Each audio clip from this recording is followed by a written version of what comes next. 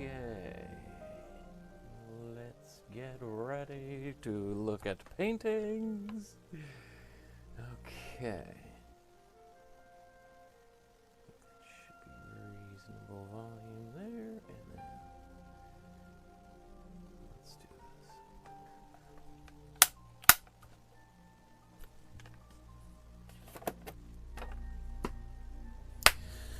Okay, welcome to my studio. My name is Michael Markowsky, and today we are going to look at some art by some of my favorite artists, people just like you who've been following along with me for the past few months, making art and making incredible artworks. I've been organizing all of the art that you guys have sent me into all these different folders to try to make this as seamless as a process as possible. And this time, maybe for the first time, I think I've got it right, and I think I've got everything everyone has sent me. So we will see. I'm sure there's a few that I've missed out there, just because there's so much art that you guys have created that it's a little bit overwhelming in the best way humanly possible. I never thought that this class would work as well as it has so far, and that we have such a die-hard core group of people that have been participating and painting along to every single thing we've done. Is pretty cool. So let's dive, speaking of which, right into the, this is the Facebook group that we've created, and you can see here, it's a private group, and people are uploading their images, and I think from now on, please put your images directly in here. And I'm also, somebody you may have seen, I tried to create folders so that I would make it even easier, because people could just upload their images directly into the folders for each episode or artist as we go forward.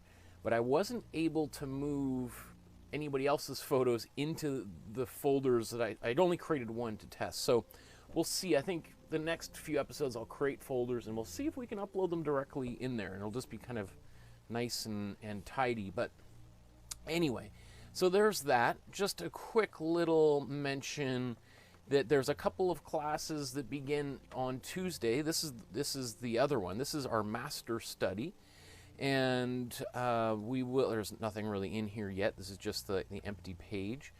But it's going to go from, February 6th to, I think, June 30th. So we'll be painting for a little while, another 40 episodes or so. And then, so that happens every Tuesday. And then on Thursday, we're going to paint the news. So I'm going to rely on you guys to tell me what you think we should be painting on Thursdays. And we're going to find original images that we can use, ideally timely images, things that people are talking about, and then we're going to make artwork related to that. So that's going to be a lot of fun, because I have no idea what we're going to be doing. That's why I've got a newspaper headline, "What will we paint today?" with a question mark. Maybe it's going to be a person, maybe it's going to be a landscape or a vase of flowers. Who knows? Let's do it, right? So that's going to be a real fun way where we can really apply the things that we've been learning to creating original artworks. And we're going to look at a whole bunch of original artworks you guys have made. And so this is, and it's going to be it'll be really interesting, because that will be a situation where I think when we look at the art that you guys create based on the Paint the News, it's going to be very different. I think I'm expecting and encouraging a lot of personal development of style and technique and approaches, etc. Okay, so let's get to the beginning here. Let's start talking about where we left off last week, if I recall, was our Gustav Klimt painting Mother and Daughter, although it was, as you recall, that we cropped in a much larger painting called I think it's called 3 Stages of Woman, I think, or this. Anyway, I can't remember what the original is, but often you see that image, that painting, cropped down to what we decided to make our painting based on. So let's see how many. Ooh, we've got 11 paintings to look at here. So I wonder what the best way to do. I was trying to think of different ways. Maybe, why don't we just kind of take a quick cycle through and we can look at some of the art all together, because I think it's kind of neat seeing all of them, and then we'll dive into them here. Here's Shelley's working on it there, and then here's the finished version. And Vanya's right at the end. Oh, and we got a couple more, and Charmé right there. Cool, okay. So why don't we start down the bottom? We'll work our way back up to the top, right? So, you know what is, I think, really interesting about this is how I think in almost every case, you guys took the idea or the beginning of this, the composition, and then kind of started adding your own twist to it, which is what we really want to encourage as we go forward. So, here's Charmé's. Beautiful. I love the way that the face was painted and the shoulder blades. And we have all the little flowers in here. We even got a few larger ones. The hair looks great. I love all of these, the individual strands of hair. Wow, it looks really cool. And I think you did a great job of the hand. I think in my own painting, I kind of goofed on that a little bit. So, fantastic. Well done. And I think now that we know how to use some of the additional mediums in our paintings, we could do this painting maybe faster and better than we did the first time around. Because this is just with paint and water. I mean, maybe, who knows, maybe some of you also used other mediums in here while you're working on it. But the way that I taught it was just the bare bones, the simple materials. Wow, Vanya looks great. So, you know, very different kind of the amount of detail in the hair. We don't have as much detail, but it doesn't, for me, it doesn't make it better or worse. It's just kind of a different approach here.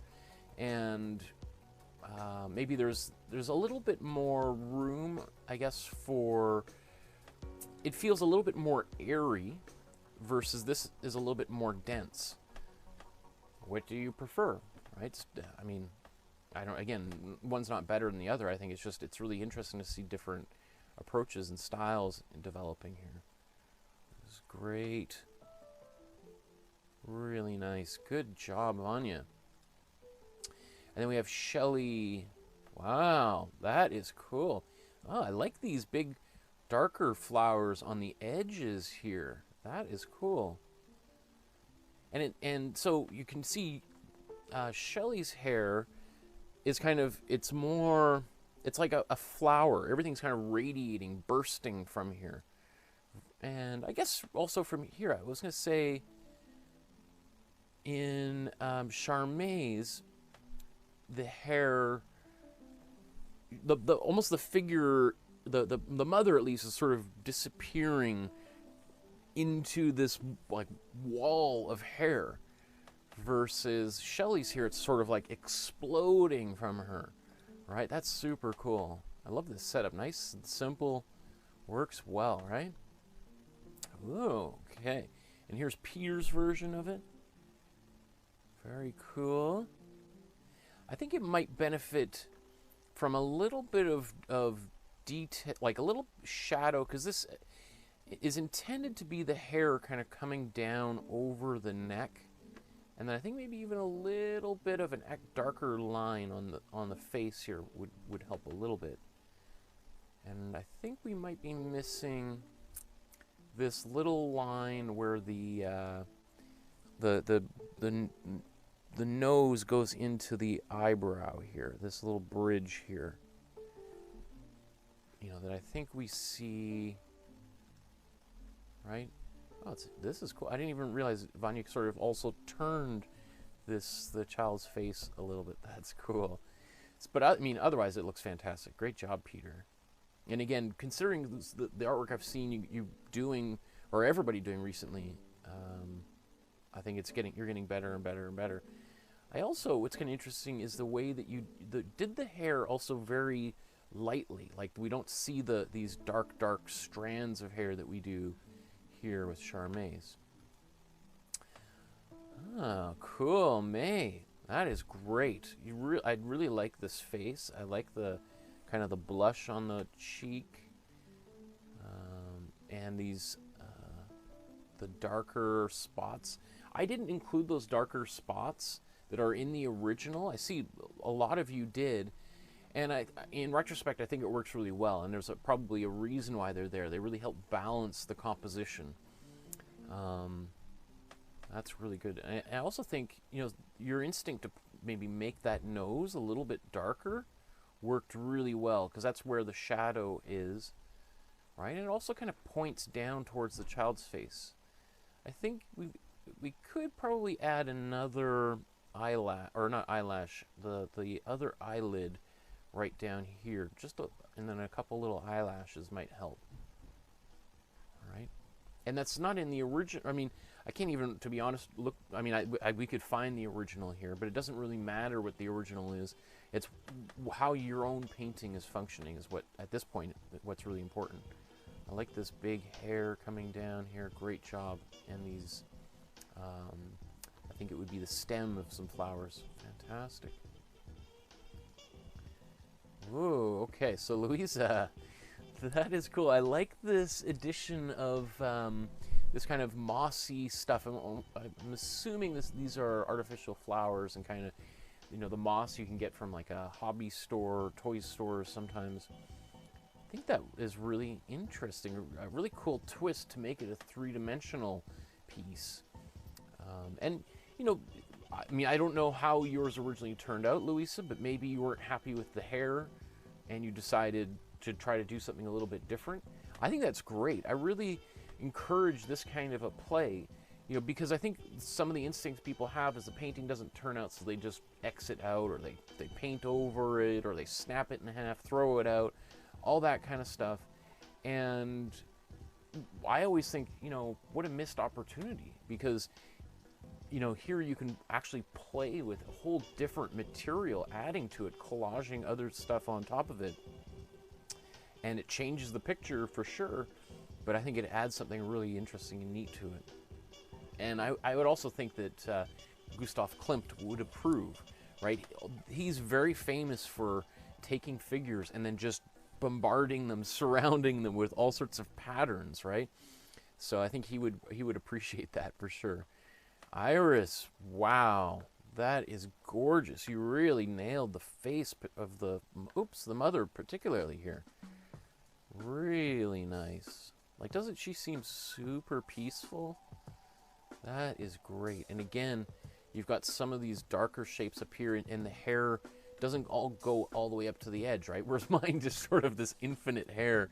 I think it works really well. That's great. And doing all these very fine lines with your brush, you know, is not easy. Absolutely, it's difficult to do really fine details like this, and so that they don't get all kind of sloppy and big and wide and everything. You did a great job. Really nice job. You know, and I think a lot of you seem to have a lot of fun with the child's hair too. It's a little bit different, right? Different approach, because it's also much shorter, but it turned out really nice. Gail, wow. Again, really nice face, really nice, sweet look. You know, she's really peaceful here. I like how you included this other eye. Very smart. And different approach to painting the hair again. I think everyone's painted the hair slightly differently, right? And then you've chosen to put this white up here, and then these larger, I think there were flower shapes in the original. I don't know what they were. That works really well. Very cool. Okay. Wow, and that's different too. Like, probably the most saturated color of all the paintings we've seen so far. So very bright painting. Right? And you can see now she also has a slightly different expression on her face. Right? As opposed to these kind of, you know, so here, Gail, the mother, is very, very happy and at peace. Iris, she's had a long day, and she's like, okay, finally this child is sleeping. Donna's is sort of like, let me sleep on it, and we'll see how I feel about everything, right? You know, like when I see this look on my wife, I'm like, okay, maybe it'll just I'll try to take over for a few hours here, right? And oh, nice, right? Great. Look at I love how you really develop the flowers in here, Deborah. Right? You put more detail into the flowers than I think anybody else, and certainly including myself, did, and they really turned out really nice. Like now, I can actually really. These are like little carnations, is what it seems like. So you've really gotten more specific with the flowers here in a way that neither myself nor Gustav Klimt in his original painting did. So that's a really neat innovation. And I like this kind of, the two colors that you used for the hair. We have this kind of a little bit peachier color, which again is, I think, much darker. I think I had a pretty dark brown for mine. I think that worked really well. So what's super exciting is to see how you guys, you know, take the, I guess, my instruction, my steps, and then you give your own twist to it, and you use different colors. And, you know, sometimes it's by mistake, but I think it's also, as you're going on it, it's pretty much impossible for you to do exactly what I'm doing. So you end up with something slightly different anyway, and I think as we're going, you're able to embrace that difference and not get too worked up about how they look different. So, beautiful job. Beautiful, beautiful job. Well done, you guys. Okay, so let's move on to Maud Lewis here. And I've broken this into two separate groups here. We'll look at the Maud Lewis versions of the cat, and then we'll look at the one of the two deer. So this this is let's go through them again. Or how about we'll start at the bottom this time here. So here we got Susan, Sharon, Peter, May, and Laurie. I think there's two versions Laurie sent. Here's one without the whiskers, with the whiskers. Iris and Deborah. This is great. I mean, you know, I have obviously all of these paintings, and the two that we did of Maud Lewis are some of my favorite, and they're up in our living room right now, and they're right next to the rocking chair where we read our daughter's stories every night. And so as our daughter starts to fall asleep, I'm looking at them and thinking, like, I really like this painting. You know, the original, obviously, I really, really like. And I'm really happy with the way it turned out. And again, I have a great deal more respect for Maud Lewis after having done this, for sure. So Deborah's here. I mean, I don't know what really to say about these in that they're all obviously fantastic. I mean, they're really well done, great colors, beautiful. Wow, nice job, May. Peter's. I think, Peter, you may want to think about putting a couple little dots in the eyes of your cat. Right now, your cat has a bit of like a robot from outer space laser eye quality, maybe. But it doesn't. It's not a big deal, but I do think it might. You can see how other people have put those little dots in there, and I think it kind of helps. Beautiful flowers up in here, Susan. This is great. You know, it's so funny. Again, it's just slight differences and changes, you know, create different paintings. And obviously, you know, you guys are all taking photographs with different kinds of light, outside and inside, from different angles, whether it's dry or wet, and it also changes the way they look. I mean, you're probably looking at some of your paintings and going, oh, looks a little different on the screen than it does in person, right? So it's also the same feeling I get when I'm making these paintings and I'm like, oh, this looks really good, and I look on the screen and go like, that's not exactly how I hope it looks on. But great, Sharon, fantastic. In here, like the nose and the mouth are very subtle changes from the actual white here. But, you know, there's cats that are like that. You know, there's cats that have very, very subtle features. And then there's some that have, like, bright spots and all that kind of stuff. This is great. Yeah, I love all these. These are great. I really like these. This is fantastic. This is really nice colors in here, Laurie. You know, it's funny how just those little whiskers seem to change things a bit, eh? Huh. That is interesting. This cat just has the funniest look. These are great. Yeah, I don't know what else to say about them, but I'm really, really pleased. Let's see about the deer here.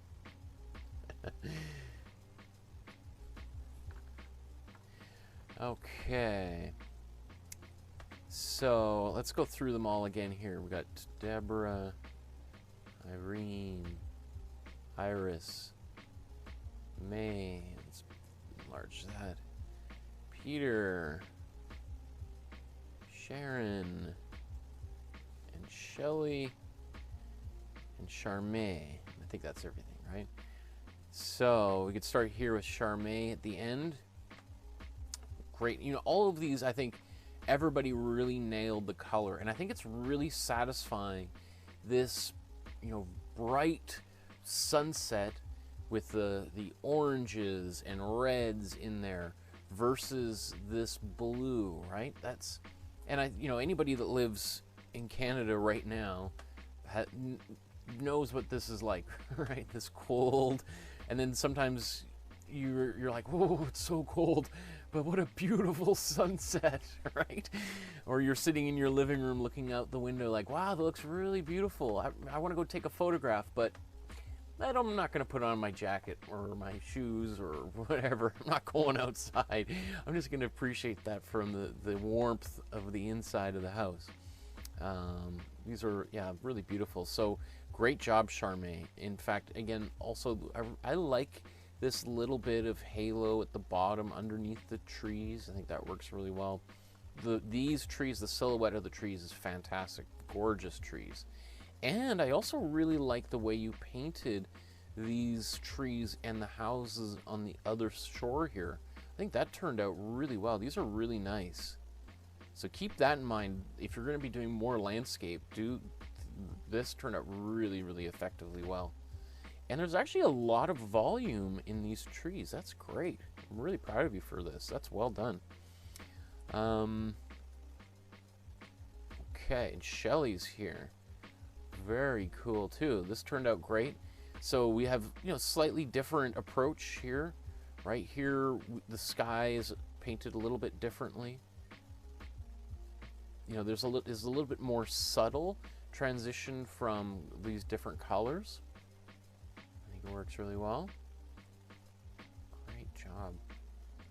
And these deer and the antlers were very effectively done. Yeah, great. This is cool. Okay. And then Sharon here. It's a little pixelated, the photo, I think, but obviously we get the gist of it.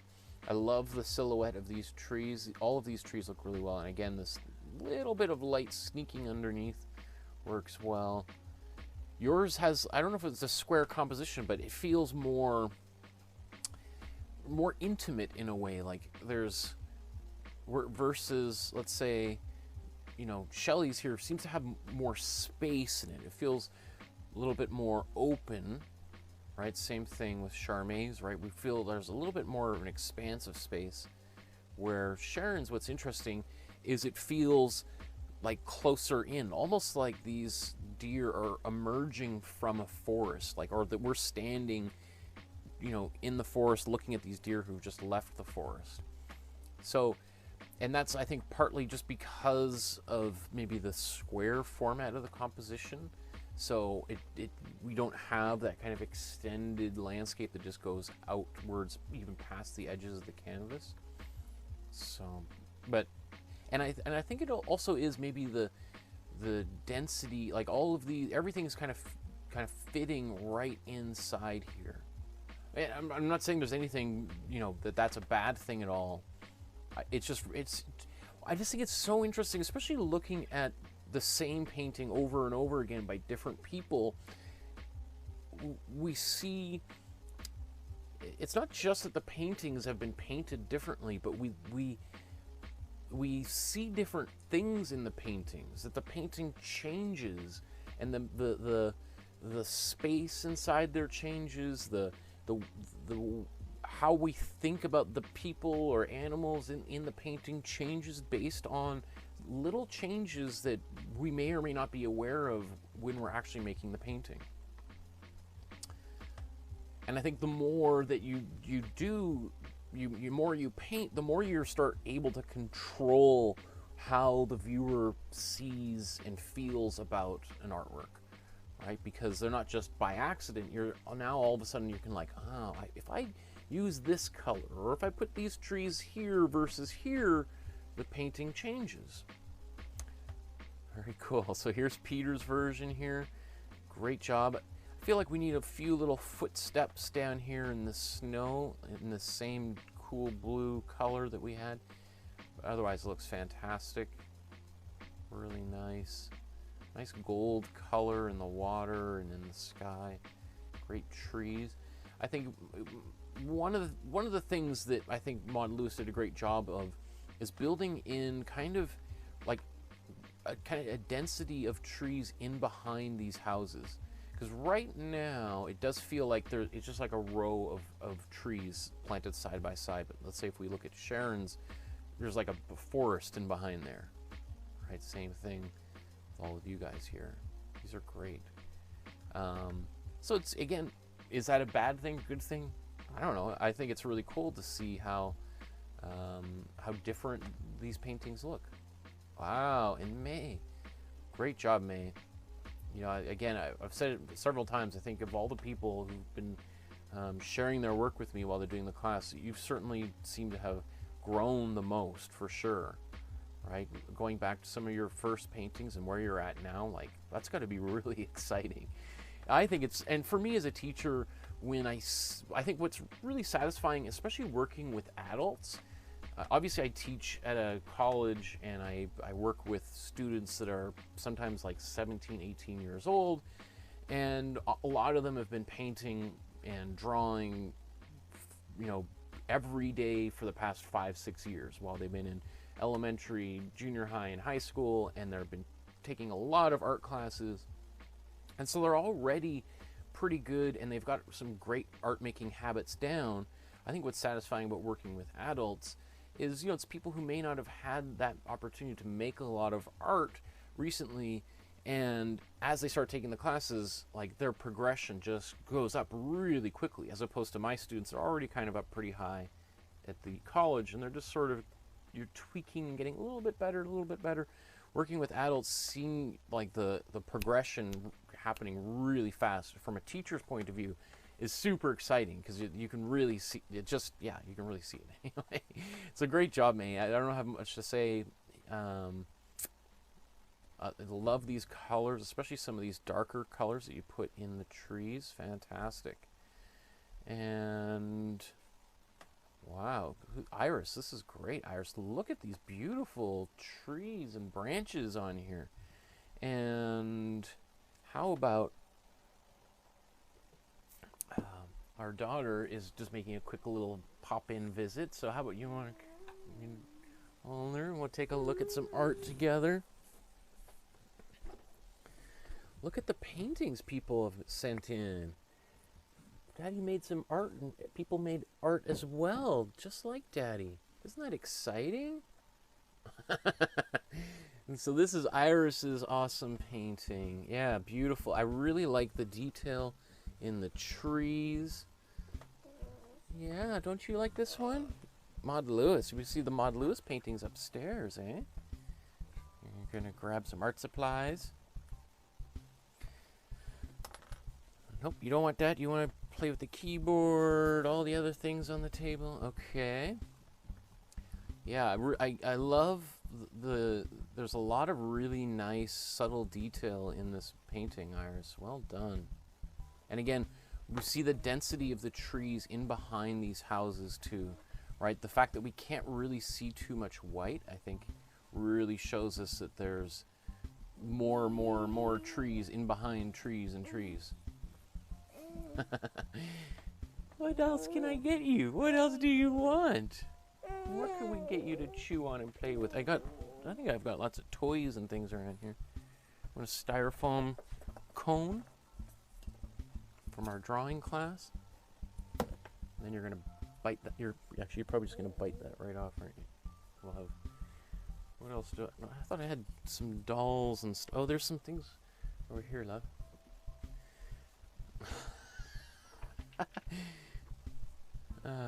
Thank you. Okay. Oh, we've got Zoe Ling Lee watching from the Netherlands. I found your channel a few days ago and I'm watching the drawing lessons. Love your class. Thank you. That's exciting. Yeah.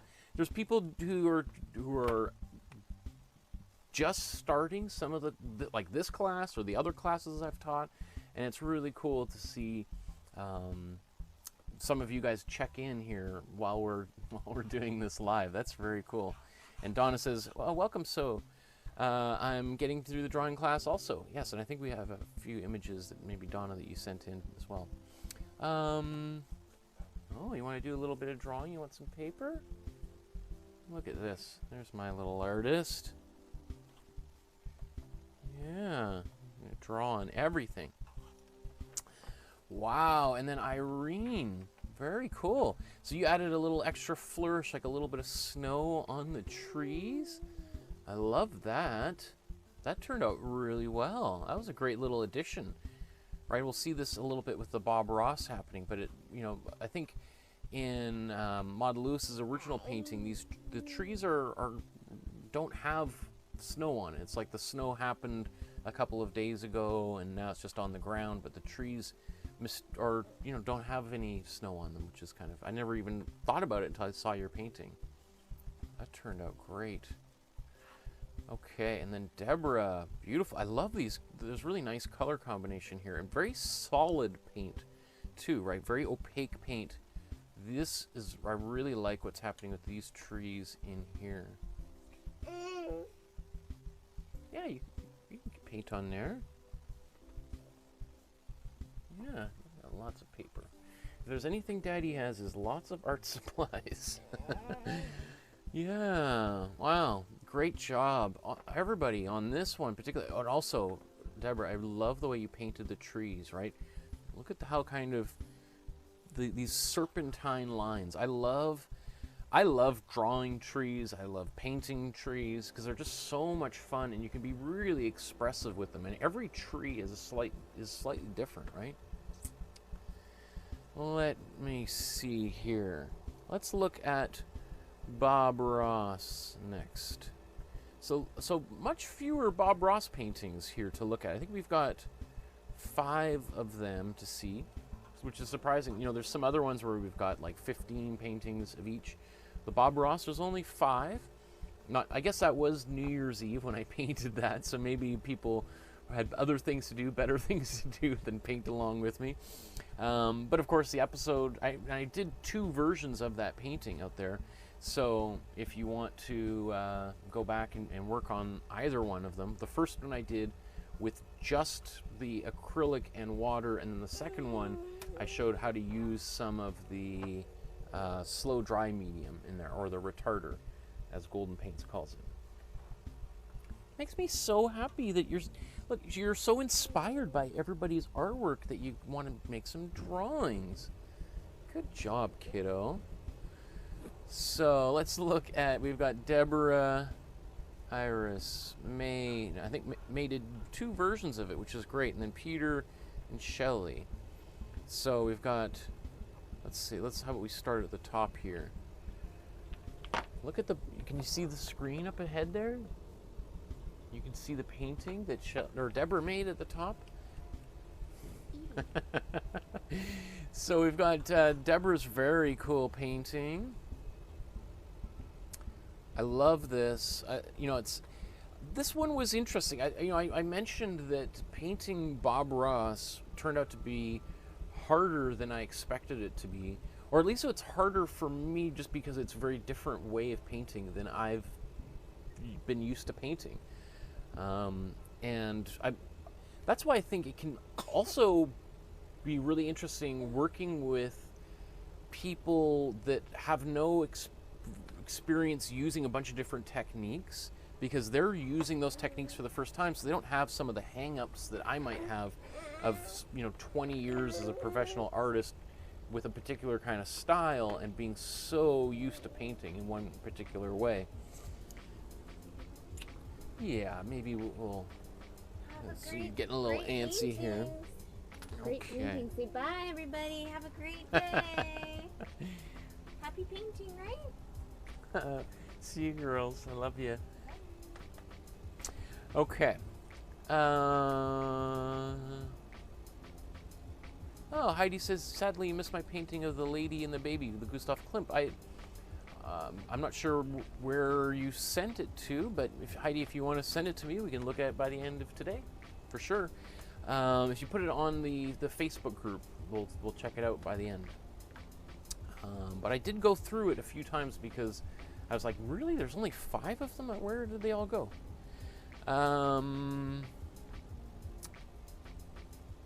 So let me see. So Deborah here. So, I think, again, this one was a tricky one. So it's interesting to see where people absorbed my happy mistakes and where they may have improved on them. And so I think with this here, what's kind of nice about so this painting, the way that you've painted it, Deborah, there's a lot of white in this picture. So some of the high saturation that was in the original and the way that I painted it are gone. But they've been replaced with these tints which give a more pastel quality. And the way that I think about that, how that pastel quality changes the painting, is it makes it feel like it's one of those hazy, snowy days, like the snow is falling or it's about to fall, and so the sky is a little bit cloudy with, like, of moisture in the air or something, right? And that's going to change the quality of the light. So this has, because I'm originally from Calgary, and the sky and the light is really bright in winter, right? So it has a particular kind of light. This reminds me a little bit more of like Quebec or BC, where we're much higher humidity and a little bit more of a hazy sky during winter time. Beautiful. Wow, that's interesting, Iris. I like, what's really neat about this is how we've got that oval shape. We have that in the sky, and then it comes down and repeats in the bottom. And I didn't notice that or think about it in the original, but you've really, I don't know, intentionally or not, accentuated that. And that is a really neat device, because it really kind of creates this loop where we get kind of sucked in and lost in this painting. And that's something particularly kind of classical artists really focused a lot of energy on, is trying to kind of create this spiral of attention where we just get sucked into it. And I love the reflection of the sun down here. That turned out really well. And the edge here where we had that darker layer and then we painted the white over top of it, that is really nice. This mountain range feels really great. And actually, I like the way that you've done this. It looks like you've done a lot of like stippling with your brush and kind of getting your brush and doing, maybe it's a dry brush that you've got going on here. And this is a lot more like the way that Bob Ross actually painted, or paints, or well, painted, but painted in his style. Anyway, which I kind of loosely used, right? That's cool. I'm very impressed with that. That's really well done. And then May, here, let's look at, I think you've got two versions here. Maybe you painted along with both episodes that we did. So, and I think you said in one that you were happier with one or the other, and now that I've got them here and I don't have the original context when you posted them, I can't remember which one, and I don't know which one I prefer. I think this might have been the first one, maybe, and this is, I don't know. They do feel very different. Again, when we go back when we were talking about Deborah's painting, right, and the sky having a bit of like there's a little more atmosphere in there. I feel like I see that in this version that you did. Like, this feels like a cold day, like a cold winter day in the mountains, versus this feels like the first day of spring, right? Just because of that, we can see the sun cutting through that atmosphere, and so it's a much clearer, sharper colors, meaning that there's less humidity in the air, right? So you often you can use that to create different effects. Now that you start to, once you know these things, then you can go into the painting process and decide to yourself, well, what effect do I want? Do I want it to look like that crystal clear, bright prairie light? Because you often hear artists talking about the quality of light, and like a lot of artists really like painting in southern France, right? In the Côte d'Azur, or the Ivory, is it Ivory Coast? Why is it? No, it can't be. I don't know what it is in English. Azul, I guess azul is a pigment. Anyway, that's now that I just said it and I'm trying to translate it in English, I don't even know what the English translation of it's not the Ivory Coast. That's in Africa. But anyway, a lot of people really, like Matisse and Picasso, a lot of the French artists went down there also because the North during World War II was occupied by the Germans. But they also really liked the South. I mean, Van Gogh is also another example of painting down in the south of France because of a particular kind of light that has really bright, sharp colors, kind of like this, right? As opposed to northern France, where it's a little bit, we have more atmosphere, and it's a little bit more like a Vancouver landscape, a little grayer. And Deborah's saying that, yes, I live in Quebec, right? So that's very interesting that in her painting, she's captured a bit more of her own local landscape in colors in the painting.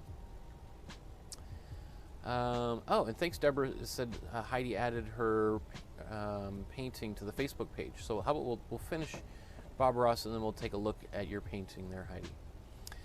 How do we did here? Let's go to Peter's. Wow, look at that bright sky. Right? So this feels like you can, even though we've got this green, and green, a lot of people will immediately associate green as a cool color. But when I look at this feels to me like that green feels quite warm. I mean, I guess because we have a little bit more of a of like that racing green, like a little bit more of a brownish green, which is going to make it warm. But right now, like maybe it's because the painting is a little bit tilted in the photograph, but this feels like that sun has lost its orbit and it's about to collide with Earth, right? Like, doesn't it feel like it is a little bit too close for comfort? And I mean that in the best way, in that it is really radiating an intense amount of heat, right? So that's great. Wow, very cool. Love the way you painted that in the trees. These mountains are fantastic. You can really feel like the shadows in here really separate it from the sky above. And then here's Shelley's version. Wow. That is great. Wow. So, again, we have a softness to the sky. There's a lot of, but then the color you're getting in the mountains here, and then the softness, again, this is a little bit more of the Bob Ross approach to painting this, which I didn't do as much or as well in the foreground. Again, because I'm so used to painting in a certain way, they're habits that I have that are hard to break. Versus if you don't have a habit to break, then you can just go right in and launch in and paint things without all that baggage that I had or have, right? Love it. Great. This is a really, this is, I mean, I can't remember every painting everybody's done, but I would say that, I would argue that, Shelley, this might be one of your best paintings. That is really well done. The more I look at it, the more I see here, these reflections. Again, that blue that you've got, this really nice, cool blue. And you see it again up here in the sky. And the way you painted the trees. That is just delicious. Oh, my goodness, I love it. Okay, so let's go to... load this, reload it, and take a look. Oh, look at this. Okay, so did you put, okay. I'm gonna drag that in here anyway.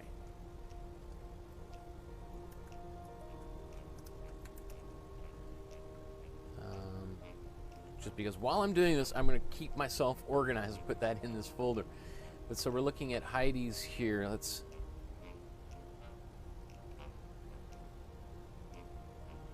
Wow, that turned out really cool, Heidi. You know what's interesting?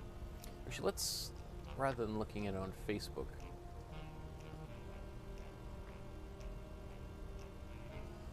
Oh, let's bring it up here nice and big. So what's interesting about this is, you know, the actual cropping of the painting. You know, the original is something more like this. Let's just, you know, so the original that Bob Ross did and that we did was kind of like this. However, you've decided to add some space at the bottom of the picture. Like, it almost makes me feel like I'm expecting to see your shoes down here in the water or on the grass or something. Because we have like a kind of almost a panorama perspective happening here.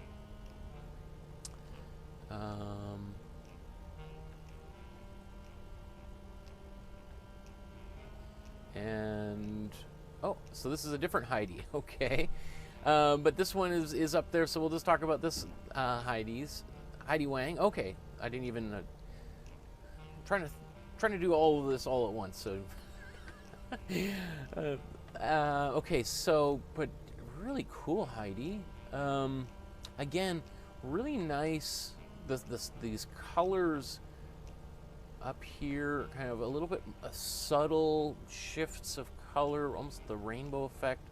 And again, I really like how this keeps coming down here. Right, you've added extra space at the bottom of the picture, and you know, it almost makes me feel like we could see little goldfish, or well, not goldfish. Although I was just reading an article about how there's so many goldfish dumped in lakes around BC that they're now an invasive species, and there was a photograph of these giant goldfish. Anyway, that's a real thing. So there could be goldfish in this picture, but I love, you know, this reminds me a lot of a Canadian artist, David Milne. He kind of painted with a lot of like browns and blue, or not browns, purples. Well, he did use browns, but purples and blues in the same color scheme that you've got here. Very interesting. Okay. Sorry, here we've got... So Heidi, the other Heidi, did you post... I guess these are Heidi's painting. The other Heidi... painting of Maud Lewis. Very cool. Yeah, nice. Ooh, let me see. Let's take this.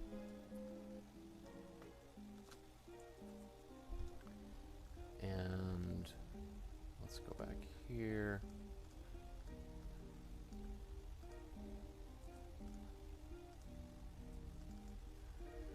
So we'll just kind of take a quick look at these on the screen there. Yeah, that's beautiful. I like that. You know, it's interesting how you've chosen to give a little bit of breathing room around these flowers here, as opposed to taking them right to the edge, which I did. Kind of works nice. It kind of makes it feel like this cat is sitting in a little patch of flowers, as opposed to just them being a pattern surrounding the flower. I like that a lot. That's really cool.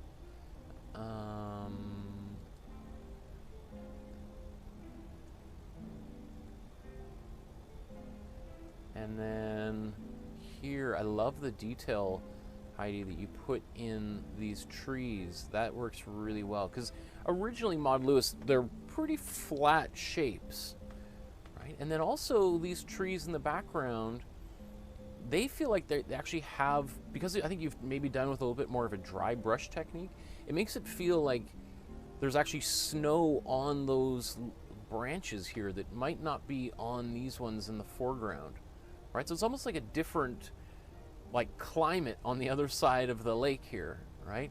Which is sometimes, you know, if you've ever been somewhere where you can see it pouring rain on the other side of the lake and you're sitting there with your umbrella putting on suntan lotion because it's so hot, right? Thinking like, oh, I wonder if that rain's going to come to us, right? So here on these poor people on this side of the lake here are covered in snow, while over here it's all melting away.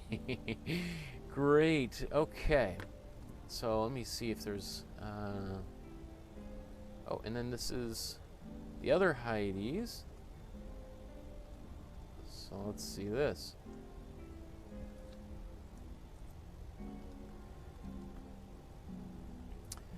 And that is gorgeous. I like this, Heidi. Great job. You know, again, what's super interesting is how, you know, you did this with the Maud Lewis, as well as here you've left a little bit of a border around the edges. And that might have been because my own template, you know, is 8.5 by 11, whereas often we're painting on 9 by 12 size panels. So it's rather than just continuing the hair to the edge, you kind of left a little bit of a border, which I think, especially in this case, is actually kind of fun, because the hair, you've gotten like this, you know, very action painting kind of swirling effect, and there's a lot of energy in these brush strokes, as opposed to the way other people, including myself, painted much more carefully. And I don't, I actually really like how this is done. It's so different and such a great twist on the painting. Huh. Again, that's what's so, for me, so exciting, is to see all this, is I get to see how people reinterpret these paintings.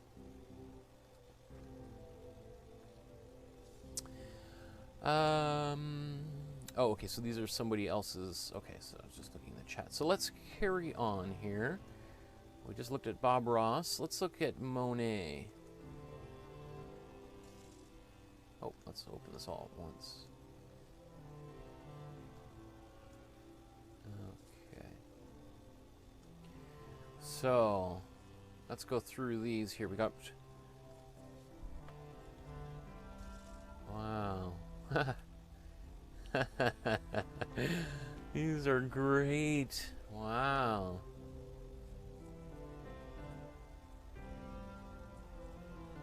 Let's make everything nice and big.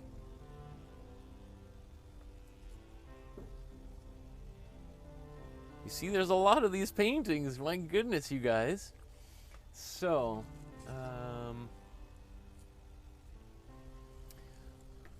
wow. Okay. So where should we start? Charmé here. You know, in fact, I just want to go back up through these again, because it's so interesting to see the differences in the color and the detail. Like, some of these appear to be from different times of day. Some of them feel like, you know, there's maybe more fog than others. And that also gives us a slightly different kind of a feeling when we look at it. Yeah, there's, I think, really cool things we can talk about all of these with here. Interesting. Wow. Okay. So here's Anna Markovic. I wonder if we're related 400 years ago.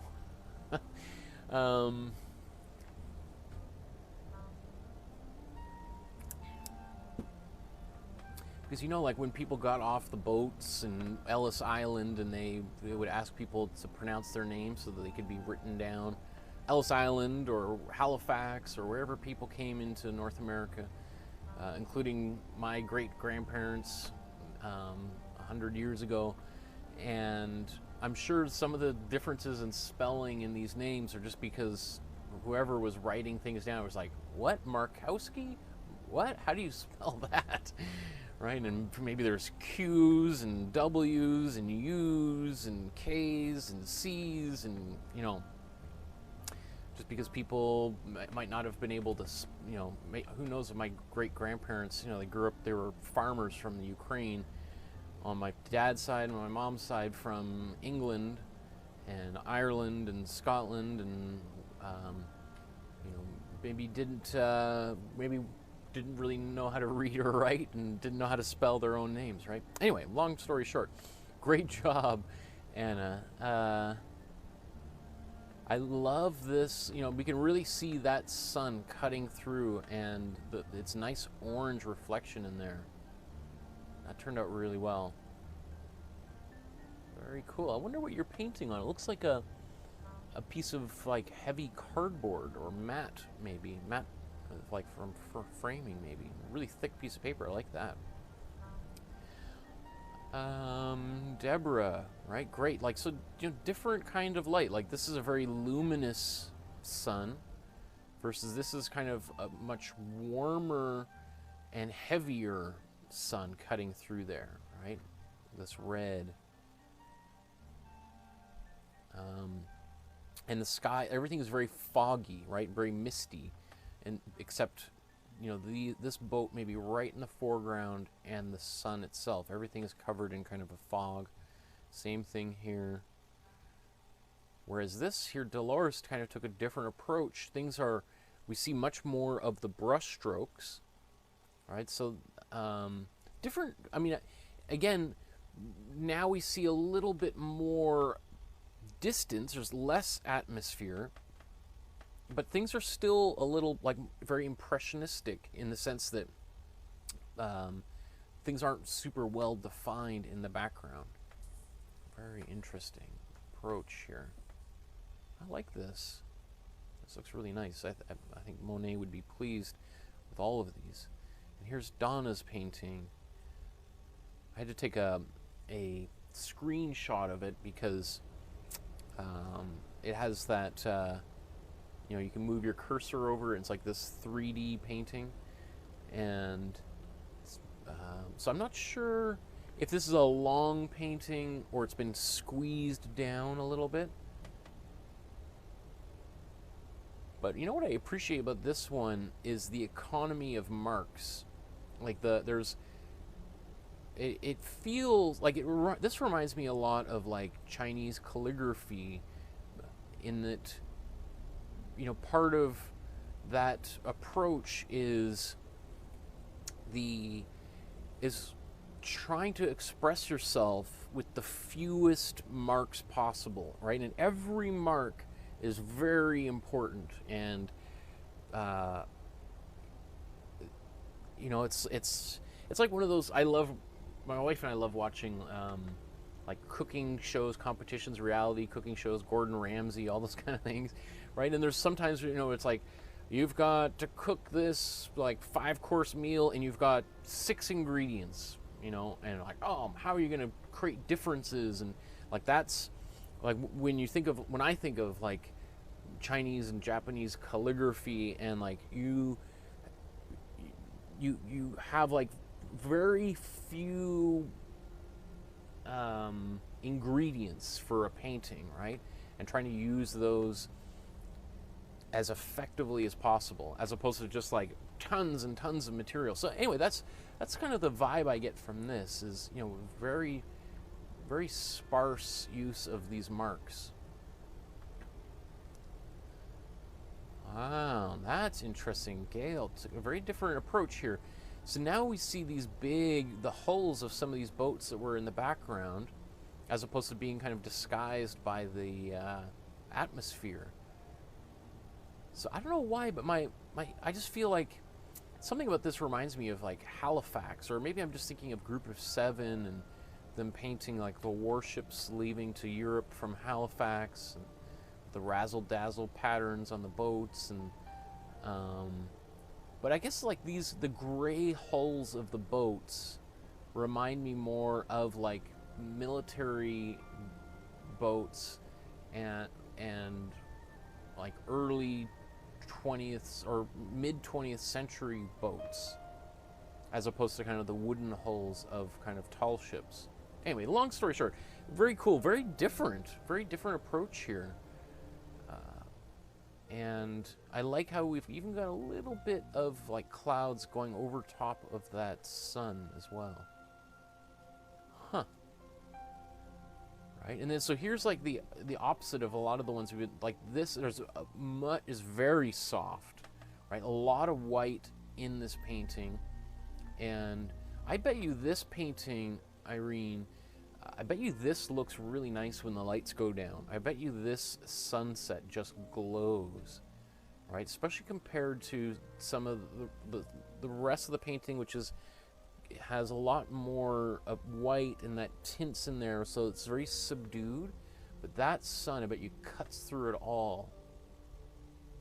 That's great. That's really beautiful. Nice use of color. And then iris here. It's a little bit hard to see because of that. I'm trying to like look at it from a different angle to get rid of that reflection in there. So it's a little hard to see, but you know, all the colors are there. It looks really fantastic. Nice kind of use of the atmosphere in the background here. Well done. I like that.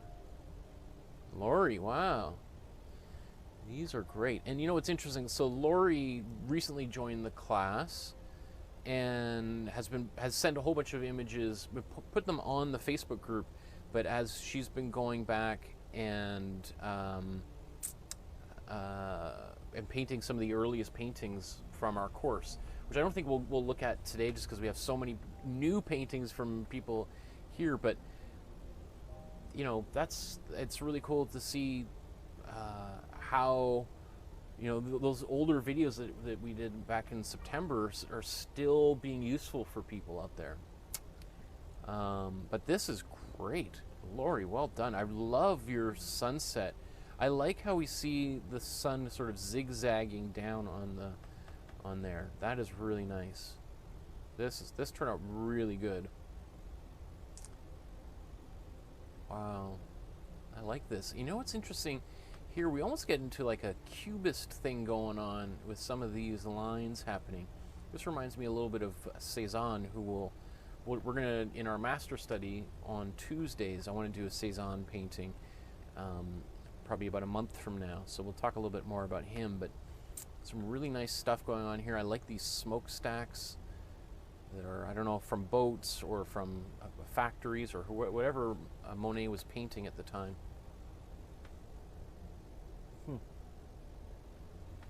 Really nice color in the sky everywhere. Great job. Should be really happy with that, Lori. May, wow, look at that.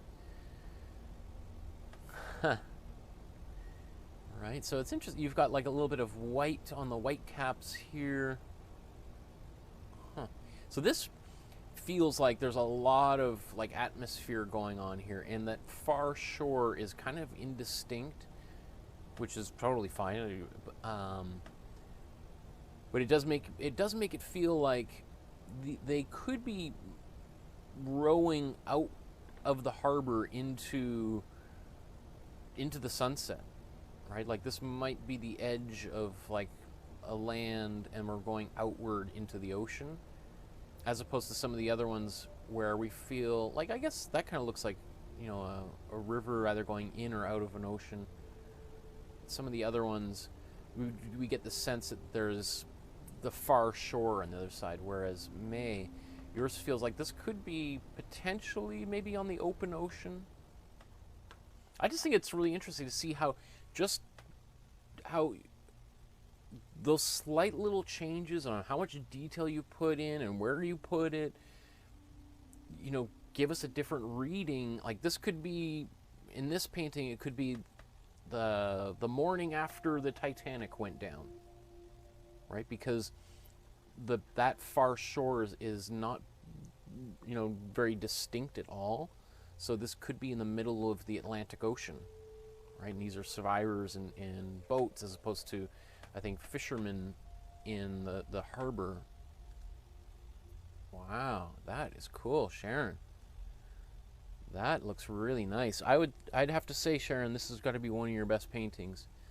I love that. The sky up here, the way you've painted around these masts and smokestacks or whatever they were, really nice. And how we have this boat is obviously the most distinct because it's closest to us, but even this one here is kind of fading out. That is really well done. I like this one a lot, Sharon. That's really great. Good job. Wow, look at these. It's so exciting to see people getting so much better week to week, painting to painting. Great. Wow. The same sort of thing I was just saying about Sharon's painting here, like, you know, this is distinct, and then these guys, like, so it feels like there's a lot of fog in this painting because, you know, there's not a lot of space separating these two boats, but, you know, and especially this one, but it's just disappearing entirely. You know what's so interesting? I don't remember, I see a lot of people adding this little bend in the, I don't know if that was in the original or that's something I did and people were following along with me.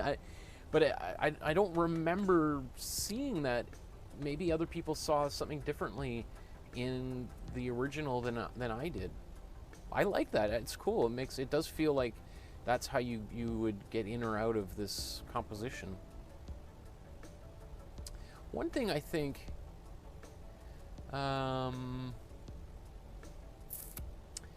this sun does feel like it's sitting in front of some of this atmosphere, right? It feels like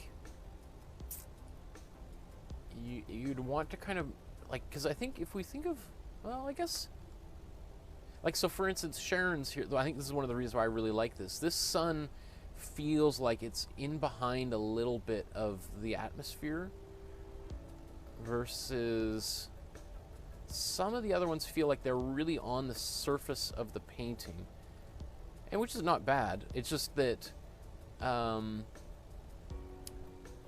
know, especially if you, I think I mentioned while we were painting the Monet that one of the surprising aspects is that if we make these paintings black and white, that the sun kind of disappears. Like, we think of this sun and the way he painted it as being like really, really bright, but, you know, in terms of like the researchers who've looked at it, that he actually used the sun is no brighter than anything else in the picture, and that way it doesn't leap forward. It still kind of stays there. It's bright, but it's not leaping forward, it's a tricky thing to do, right? I don't know if I pulled it off or not either, but just something to kind of keep in mind, because ideally the sun, you know, is billions of kilometers away, and unless you want it to kind of be coming forward, you may want to kind of be a little bit careful about how you place the sun in the sky. This is great too. I love these nice darker, bluer marks right in the foreground, and just like everybody else's, they disappear. And I like this green that you've got in here. That's really nice. That worked really well for here and there. Ace says, I don't know how to upload my paintings. I can take photos of them on my cell phone, and then what? If you have Facebook on your phone, then you can upload them directly to the Facebook group through your phone. And let me just put the Facebook group here in the chat. So I just put that in the chat in case anybody wants to post any photos right now and join the chat. Although it should be in the video description below too, if you want that. I think it's the very first thing in the video description, the Facebook group. So you can click on that if you want to know where that is. Wow. So we'll continue on here. Sherry, beautiful, interesting. So these different, I interpret some of these different things here as almost different spaces in the picture. Like this feels a little bit like a landmass here. Similarly, or they could be like a coral reef or something under the water. So I think to integrate that, I would maybe put another little wash of a little bit of this darker color just to help integrate that a little bit more. But I mean, it looks fantastic. I mean, I'm just always nitpicking. I love this little bit of yellow in the gray in behind these two figures on the boat, because it really helps to make them pop, right? It pushes them forward and it gives a nice silhouette. That's really smart. I like that. Good job. Okay, and here's Sue's version. That's great. Wow. Okay, just turning off my heat on there. Whenever I'm not doing these classes, I'm freezing down here, and then when I turn the camera on, I get, maybe it's because I have a lot of energy when I'm standing here, but I start sweating, I get so hot. Very cool. You know what's nice about this here, Sue, is how that sun, you know, is quite soft. Like it softens out, and what that to me visually that makes it look like two possibilities. One is that there's a lot of atmosphere. It's very foggy, and that light is diffused. That it kind of is scattering.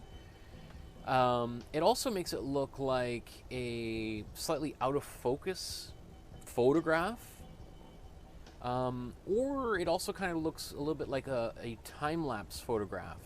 And if you can take my photography course I posted up there and learn how to use your camera to get that time-lapse effect, where you have the shutter open for a longer period of time, and we could have the entire sun setting in a picture.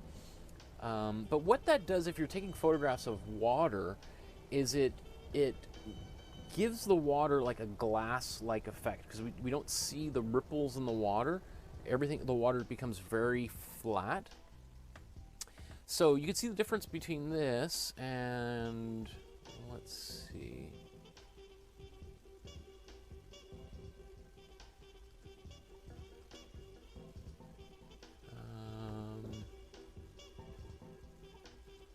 Look how different all these are. Like, okay, so from Laurie's here.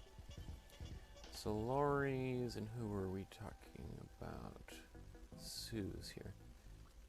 All right, so look at the difference between so this is this very soft water versus Laurie's. This feels more like a snapshot, right? Because the only way you'd get that water in that look is like photographically, or like it's happening in an instant, and we capture this. So this is like taken with a smartphone, right, from a bridge or from a boat, and then Suze, this is taken with a camera on a tripod doing a time-lapse image. Again, just very different qualities. Wow, look at the color in here, Susan. Right, that's bright. So, interesting. I wonder, like, what kind of...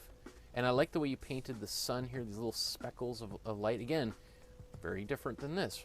Soft light versus bright light reflecting off of here. So, and this really, all of this bright blue here, it kind of makes me feel like I'm looking at the scene from a window that, you know, there's water all over the window or something. I don't know if that makes sense. Like, because these colors are so bright, it makes it seem like they're very close to us. Like, the brighter, more saturated a color is, the closer it appears to be towards us, even if it's colder. So it feels like that's right on the window surface, and then we're seeing through that to the things in behind. Wow. And so here's like the exact opposite of almost every. This is like the softest of all, right? A lot of atmosphere. So this is, you know, there's a lot of white in here, and I mean, there's white. I bet you there's. I mean, I think in everybody's painting there was white in everybody's painting, but this is the one I feel like there's the most amount of white, and so everything is very low contrast image, except maybe the sun beaming through there. Very cool. I like that a lot. Although I would say it might be nice to have just a little bit, slightly darker hints for some to maybe make like some of the waves in the front pop and give a little bit of darkness in this foreground. But otherwise, it's fantastic. Kind of just like what I was saying right here with Charmai's. I like this. Very nice Charmait. Right, great light on the water. Really nice. And this other boat, because there's these three boats, this one definitely feels like it's receding into that fog. Wow, look at that. I mean, the fact, you know, what's so cool, especially when these are rolling in and I get notifications and I check my phone and I look and I'm like, whoa, that is so interesting. Like, some of them I honestly did a double take thinking like, oh, somebody's uploading the original Monet painting. Like, I wonder why they did. Oh, that's not the original. That's somebody's version of it, right? The fact that this is a beginner's painting class and people are making Monet paintings, one of the most famous paintings in all of art history, and they're so effective that I can momentarily be confused as to what is the original and what is your paintings, is like, blows my mind completely. I just like I just think it's so cool. You know, I'm so proud. I'm such a proud teacher. Okay, and so this is Heidi's version. Let's drag this in here. Oops.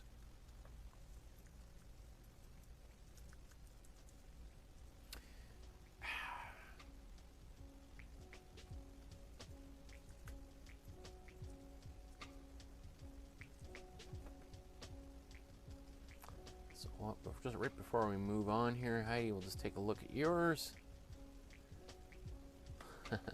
Very cool. You know what's nice here is we got a bit more of a peachy quality going on in this light. I like that. The peachiness is kind of cool. And we really feel like, obviously, this boat is popping right off. It's coming real close to us. In fact, if anything, there's two... I mean, I like this painting. I would say that you may want to, if you're going to use this really dark color, that I would add a little bit of that same color in a few on the waves here. Like, you've got a few little dashes of it, but I would add a little bit more because it's so dominant that there's a potential for it to appear to be closer to us than the water in front of it, which is a little bit confusing, right? So I would either expect to see that those darker lines, sharper blacks, because the black is gonna want to come forward, or I guess whichever direction is forward or backwards in this scenario, or to just push them back a little bit by having this more of a gray as opposed to this kind of darker color. And that will kind of, you know, because right now they feel like they're on the surface of the painting, and we kind of think we want it to be a little bit closer to the middle ground. But I mean, nitpicky again. Really nice. Great job. Look at that, you guys. Wow. Okay, so we got a lot of paintings for the Rio Pel here. So there's 25, and of course, some people did multiple versions of these paintings. So let's take a look here. And a number of people said they had a lot of fun making this painting, which makes me really happy, because I don't know how many people would naturally paint an abstract painting like this. I think a lot of people, when they take a painting class, want to learn how to paint things realistically. They want to know how to make a face that looks like a face, and not just like a face, but they want to make it look like a specific face, like my husband or George Clooney or whatever, right?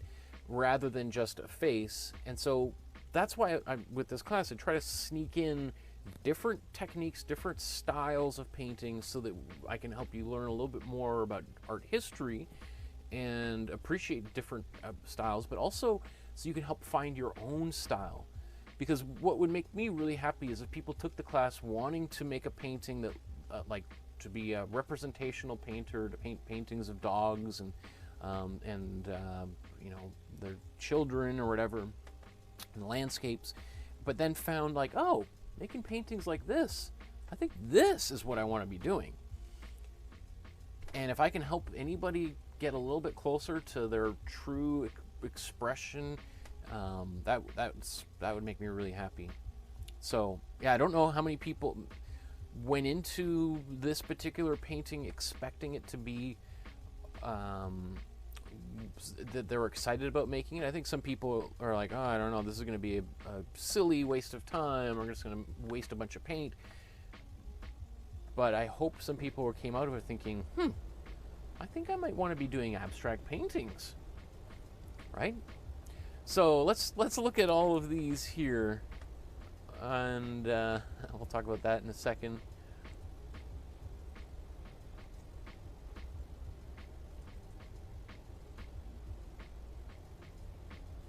And you know, it is kind of funny thinking, like, what is up and down?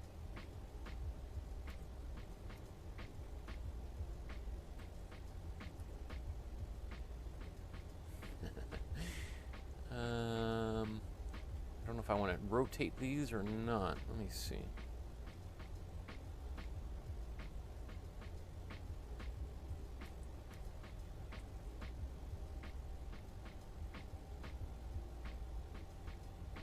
Look at all of these. I love all of this.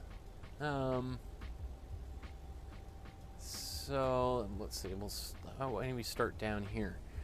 Okay.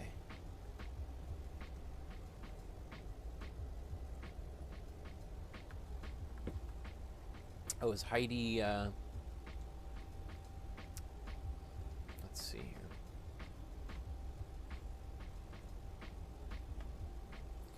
So this is why I get. Oh, Sue, yeah, you're just on the chat, so that's cool. There have been definitely people asking to join the group that haven't taken any of the classes, and I sit there and go like,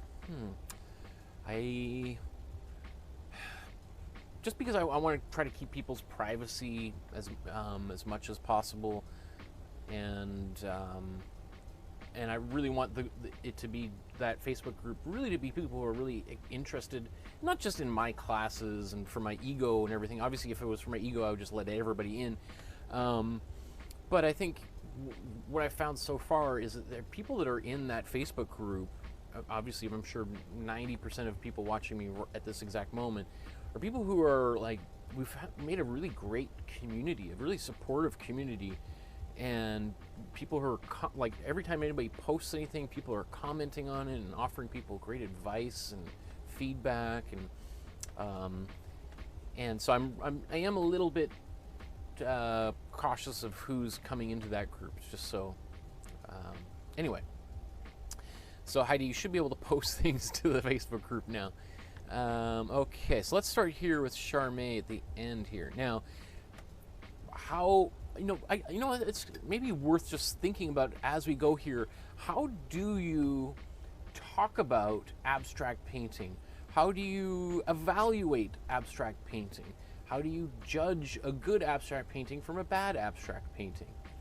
Great questions, right? Questions that we're not going to be able to solve right now, and then questions that artists have been and critics have been debating and writing and thinking about for 100 years now, since abstract painting in true form emerged around like 1910, right around World War I, right before World War I.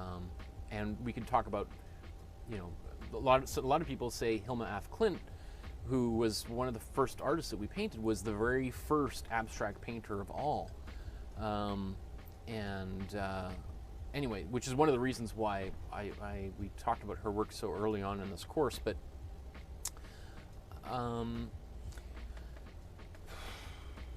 how do we judge like a good abstract painting from a bad abstract painting or a mediocre abstract painting? I mean, we have to use maybe a different language, and what ends up happening a lot of the times when we talk about abstract painting, we talk in very formal terms, and I don't mean formal in terms of like suit and tie formal, but when we talk about formal, we're thinking about like form and about the technical qualities like color, line, shape, contrast, composition, so rather than ideas, and which is why, and that can become that path starts to narrow, which is what ended up happening in the late 1950s, early 60s. We were talking about Jackson Pollock, I think, a few episodes ago, and Clement Greenberg, who was his kind of mentor and like the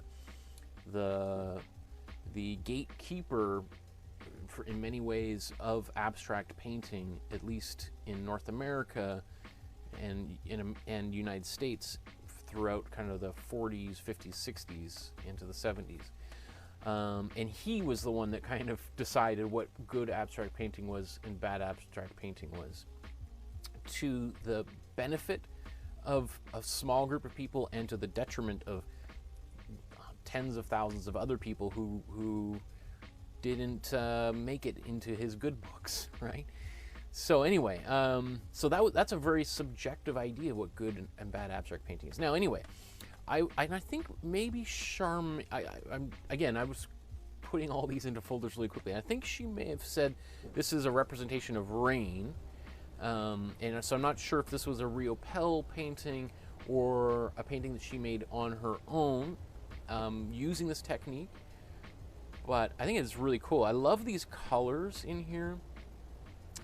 We chose very bright colors for this particular painting because that was kind of a part of Rio Pell's style, is that his painting style was, as unlike Jackson Pollock, who painted in a lot of like grays and browns and earthy tones, Rio Pell was using much brighter saturated colors, right? And that's, if at the very least that's one way you can tell the difference between those two artists.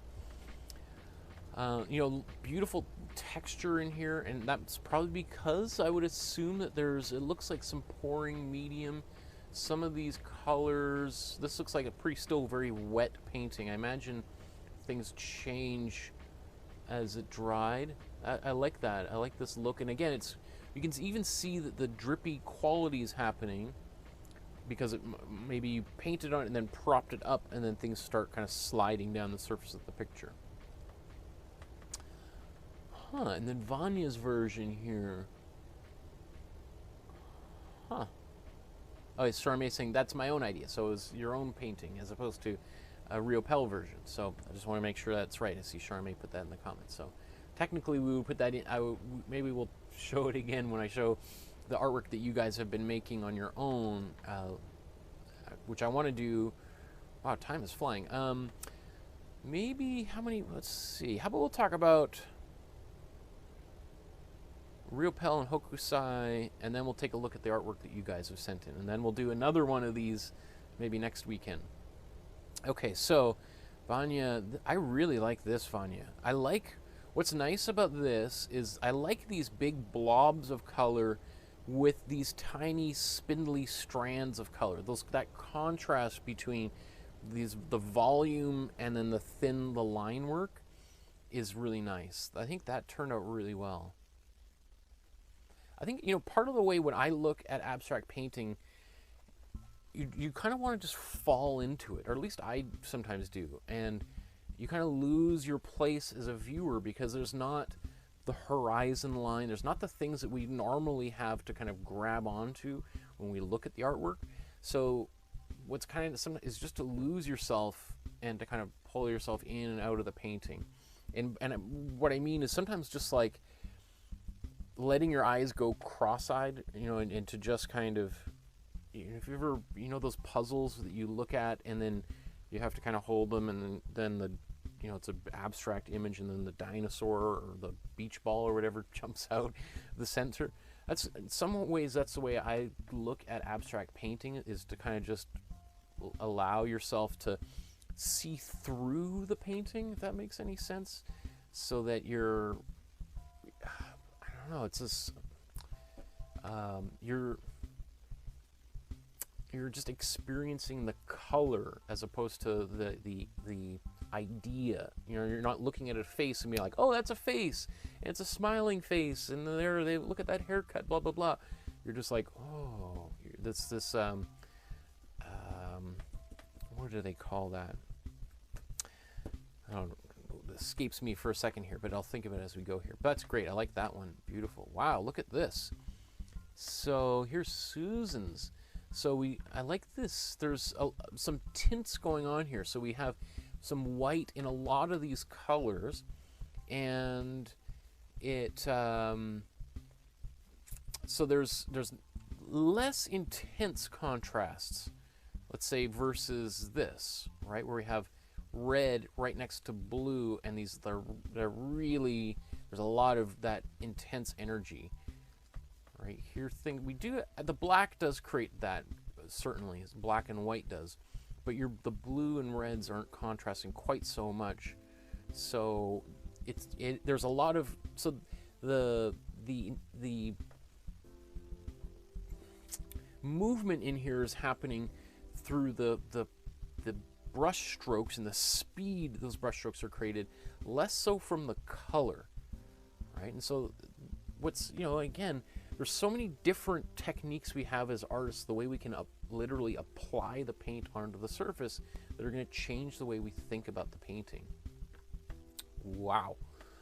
Look at that, Susan. That is a goopy painting, right? These are the kind of paintings I think of like as like cake frosting, the kind of thing you just want a touch and just like, is anybody looking? You know, when you're in the art gallery and you just want to like, oh, I can't resist. Right, there's a lot of texture in there. That's cool. I love how that got built up like that. That is a juicy painting. Wow, and then here's another one. Wow, that is cool. I love all these spindly qualities here, right? So here we have a little bit more contrast between the red and the blue, but it's sort of balanced out with a lot more white, rather than mixed into the paintings, just actually put on top of the painting itself. Very interesting.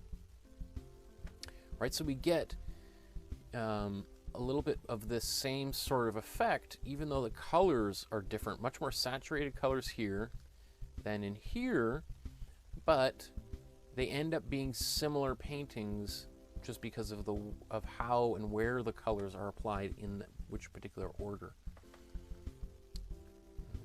scroll up here. So we've got Sue's here. I feel compelled to want to turn it like that. I feel like because this is the brighter light up here, and it usually tends to be brighter on the top and then heavier on the bottom. As we think of all like most landscape paintings, the ground tends to be darker, and because it's closer to us, and the kind of grounds thing where the sky tends to be lighter and more airy, right? Wow, like some of these big lines on there, I don't know if that was just dripping or you with your brush. It looks like you may have made a bit of a mess there, Sue. That's great. It's a lot of like intense action here in this painting. Very satisfying to check out. I like these this yellow turned, I think was a nice choice at the very end. And then I think this might have been when you were, well, I'm not sure what, I think you painted this at the same time we did the Rio Pel, but you had leftover paint maybe, and then did a swipe technique, which is a paint pouring technique that we talked about when I was trying to drag the saran wrap over the surfaces. That's a kind of a swipe technique, of which you can use different materials. Looks like you dragged potentially a stick or something, paintbrush right down the middle to get that. Nice cells going on in there. Very cool. Wow, look at that. So Shelley's loaded this one up with paint, right? So there's fewer of those long strands of paint, and instead we have these drips on there, right? Which again, different ways to make an abstract painting, right? We've seen a number of them where we have, like Jackson Pollock, and we have long spindly lines of paint. Rio Pel was doing a little bit of that, but also applying using his palette knife. And then here we have more like distinct drops, like little circles of paint on the surface being built up. Again, this feels a lot like a cake that I want to just chew into. And I think this is the earlier version of that painting. Let's motor right along here. Ooh, Sharon. Okay, cool. So this here, it looks like, you've got the paint applied and then took maybe a nail or a back of the other side of the paintbrush and pulling some of these lines out, right? In a similar kind of technique as Shelley used here, in this similar technique, but obviously in a very different way. Where did that painting go? Right here. I think this worked out really well. I like how that turned out. Very cool. And those bright colors on this dark blue background really helps them pop. Right? That's a nice one. Good job, Sharon. And here's Peter's version here. This one looks like that was a lot of fun. Look at that. So lots of these long strands and then these blobs, right? I think it's the contrast of the strands and the blobs, which is, otherwise it's just all over, and there's nowhere for us to kind of grab a hold in the painting. So it's nice to have contrasts of different size and shapes and colors. Wow, look at that. Somebody's making a mess in a good way. And here we're going back in time. I think this is how you began, Peter, and then slowly building the surface up.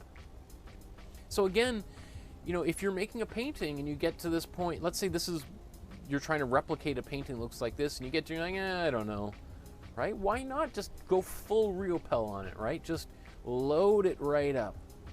Use it as an opportunity to go wild. I'm sure there's a few paintings that people have created, and they're like, I don't know about this one. Instead of throwing it out or painting it over, use it as an opportunity to play around, right? Cool, Molly. Oh, wow. Look at, so are these so I think are they the same reworked? I'm not sure. But I think this one, I think you said you put iridescent glitter in it. It's hard, it doesn't quite come across very well in a photograph. Obviously, in person, I'm sure this painting looks really cool. And iridescent glitter, iridescent is, you may have heard of like pearlescent, slightly different, but it's going to change depending on the angle you look at it, right? And some areas are going to glitter and some are going to go matte, and then that same thing is going to glitter and, you know, back and forth. So, wow, this is cool. I love these big green, and the green and pink are not two colors that you would normally think go very well together.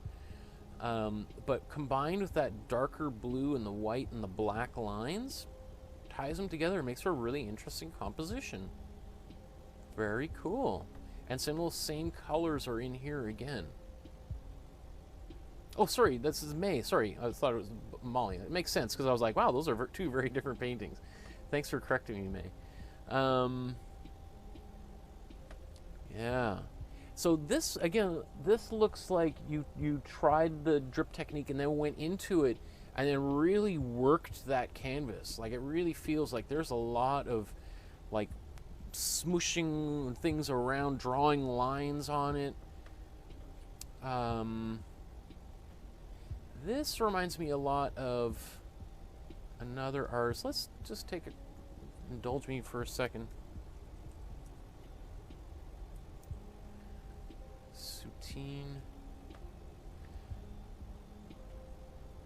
Soutine is famous for these like look how like these you know, he's a contemporary of Matisse and Picasso and Frida Kahlo, etc. But everything has this real funky, like, how do you, like, some of his famous ones are like, I think, is this the butcher shop? He did a number of images of like meat from the butcher shop, but painted them in such a way that they just get really gooey. Anyway, that's what this kind of reminded me of, is Soutine's approach to painting in here. I like that, May. Good job. See, you used a palette knife on there. I like it. And then here we've got a few from Laurie. Wow, I like this, like, bright yellow with these colors over top of it. Quite different, I think, than almost everybody else. Everybody else had dark background with lighter colors on top of it. Here we have a bright background with darker colors on top of it, which creates this intense contrast, right? And our eyes are usually drawn to the brighter colors first, and then the darker colors. So what's interesting is it's almost like we have to look through those dark lines to see the brighter colors in behind, like you would be if you were, like, let's say you're laying in the grass and then you're trying to see the sunset through it or something, right? I like that. Very cool. Good job, Laurie. And then I think there was one that you said you had leftover paint from, I think. Oh, so this looks like the same one, and this has got blue on it, right? Is that, or this is after? Okay, that's right. I made a note to myself. This is after it dried. So this is the one where it's wet, and then here's later on after it dried, and we could see that blue dried darker, right? So I actually really appreciate you showed these here, Laurie, because, you know, I can't tell you how many times it's happened to me as well, is you make a painting, you're painting it, and you're just like, this looks amazing, I'm so happy. And then you set it down, okay, I'm gonna go celebrate, drinks on me, everybody. And then you're like, aha, I'm gonna come back just right before I go to bed, I'm gonna take a look at this painting. And then you're like, oh, it changed. Did I forget to lock my studio, or what happened, right? Because sometimes the paint it's alive, right? It changes. It's a chemical, and it goes from one state to another, from a liquid to a solid. Things change, and you know, that can be certainly a very frustrating part of painting, for sure. But it can also be a really exciting part of a painting, because I'm sure when some of you were doing this, you may have been like, ugh, you're like, I'm just putting the paintbrushes down. This is the worst thing I've ever created. you leave the studio. This is going to take a couple days to dry. And then you come back, and it's like, whoa, what happened? This is really cool. The painting completely changed. Let me see. So I'm just going to turn this off because it's cranky.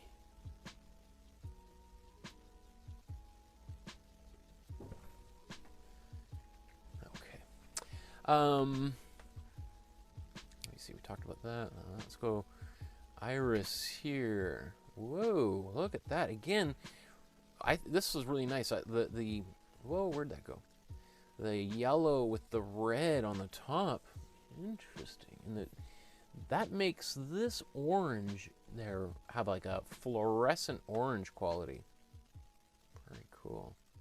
And the way that they're painted, it's interesting. These splotches and then the drips coming down. I wonder if it was propped up at all, or just the angle that's painted. If you're gonna, that's another thing to think about when you're making paintings like this.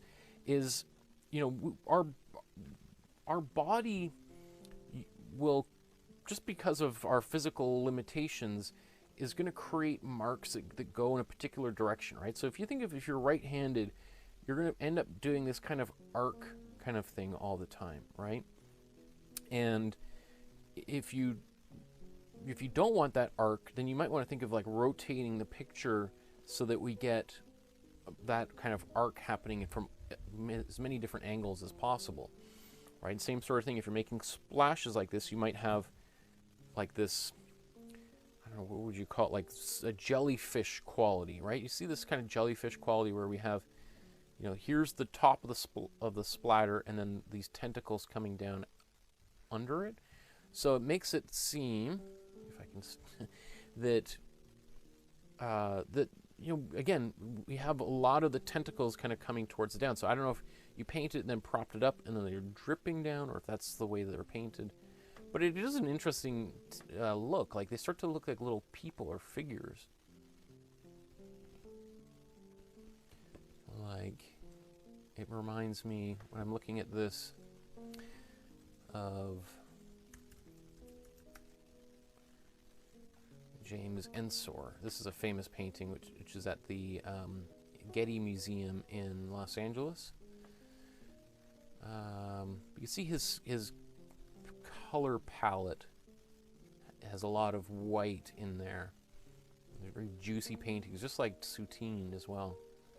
I don't know. I know it seems kind of random, like, what? Why is he showing that painting? But it's just, those are the things I think about, maybe just because I've just been immersed in art for so long that I make these kind of random leaps to things just because I see colors and lines that might be totally different styles. Okay, Irene, how many? Okay, so we got 5 more of this, and then let's talk about Hokusai, and then we'll leave Anne Savage till next time. I think that makes sense, because that takes us to almost 40. Okay, so let's, yeah. So, I love these diagonals that are coming, crisscrossing like a fence, chain link fence happening here. That works out really nice, and the splatters over top of it. Yeah, beautiful. And the blue and the red and the yellow, like these intense primaries mixing together with that white, and then we've got the green underneath it. I like how we've got the darker green on the bottom, assuming this is the bottom of the painting. Very cool. Oh, look at those nice big drips on the top there. Oh, this is Dolores's, right? So we have a high contrast between this blended background and then the drips on the top surface that have a lot of texture, right? So a lot of different contrasts going on here. So, you know, if you think about, like, I was in the, what was it, which episode was it? My wife and daughter came down, and my wife asked me, like, oh, you don't use this, you don't paint like this very often. I was thinking, no, but it makes it, the first thing that came to mind is thinking about Gustav Klimt, right? And thinking about how he has these very representational figures who you could take right out of a Renaissance painting, right? And yet they're surrounded by pattern, and there's no reason why you couldn't make a really lovely painting of someone's face, like your own self-portrait or of a friend, and then let's say you made their hair with this, you know, drip texture, right? You could tape off the rest of the painting that you're happy with, and then go wild with drips for the hair or the background or whatever, right? Combining two very different styles. So what I thought was interesting, I think Dolores painted this with oil paints, if I recall. I think this is I was just really quickly reading through and used oil paints, and then it's like, oops, I don't, because oil and acrylic don't mix, water and oil, acrylic being a water-based paint. So you can get some, it's not advised, but if you want to do some really weird experiments, you could certainly apply them together, and the painting probably is not going to last forever, and it might start falling apart as the oil rejects the acrylic, but it could create for some kind of fun results for sure. So, and then here, I don't know why, but I feel like, let's see if I rotate, I have a feeling, I mean, I guess this is the way that that it was sent to me, so I feel like that might be the way that you intended it to be. I mean, that's one of the fun things I think about making a painting like this, is you can spend hours rotating them around and around. When I was in college, I was doing a lot of abstract paintings, and people would come into the studio, and I'd often be like, all the paintings were there, but they'd be rotated in different directions. You're like, whoa, that painting looks very different now upside down. And I'm like, yeah, I'm just sitting there trying to think, maybe it should be upside down. I don't know, right? What do you think? And I loved having those conversations with people of like, which direction should this painting hang on the wall? Again, really, there's this nice contrast between that blue and these sort of grays, muddy colors underneath. I know this is a reflection, but I think it also, you could paint that on top of it, or paint a real bright reflection. So Deborah says, that's the way it goes. Yeah. But it's also these lines on here right at the very end, just as a quick one of, let's go, Jackson Pollock's, which is, it's in Australia. So this is a famous painting called Blue Poles by Jackson Pollock. You can see it's a big painting. And what is particularly famous about it is he was making this painting, and I think the story goes that he was not happy with it and felt it was missing something, so that he then took a big 2x4, because remember these are painted on the floor. He took a 2x4 and dipped it in paint, and then just kind of like smacking it down onto the canvas to make these big lines on the surface, right? And then it was like, oh, that's what the painting needed, because before that it's just was a network of a whole bunch of busy lines. I think this is a close-up. And so I get kind of a little bit of that same sort of look here, these lines drawn in here at the very end. Wow, look at all these comments just rolled in real quickly. Deborah says, it depends on where you find the unicorn, Michael. Oh, there's a unicorn in there somewhere? Irene says, great to see everyone. My supper's ready. I'm going to head out. Have a great rest of the weekend, everyone. Thank you, Irene, for joining us. It was great looking at your art tonight. Thank you. Ace says, you can use Avon Skin So Soft oil to wash the brush. Can rescue your brush back to nice and soft. I've done that all the time. If you're, because I don't know how that brush got so chewed up like that, or maybe mixing, is it because you had acrylic and oil on the same brush? If, I mean, yeah, using any kind of, you can use a detergent, you can use hand soap to clean your brush. Again, I mentioned that there are, I think in the description down below there's a link to a brush cleaner that I use that works really well. It's both kind of, it cuts you'd be surprised how quickly it can clean like oil or anything off of a brush and yet leave it feeling very soft, like it's got a conditioner on it as well. So, and I think Anna's was the last one here. And boy, oh boy, that looks messy. Look at all of this overspray on the edges. You know what's so interesting is it almost looks like there's a painting laying on top of another painting here. These white lines, does it just me, or does it look like it's got like a frame around there? Unintentionally, maybe, perhaps. But, you know, I just have like flashbacks here of standing in Jackson Pollock's studio and you could stand on the floor of his studio. Let's just take, you can go visit, if you ever want to go for an awesome trip, if you're visiting New York, as my wife and I did recently, or was I guess a couple of years ago, we went, just rented a car and drove up to the Hamptons, and which is a really interesting visit as well, well worth a day trip. And you can go to Jackson Pollock's studio, and you can stand on the same floor. Like here, this is what it looks like. And there's we have a photo somewhere of me, because you have to wear these little slippers over your feet. But it's really cool to stand on that same surface, and you can see how dirty the floor is.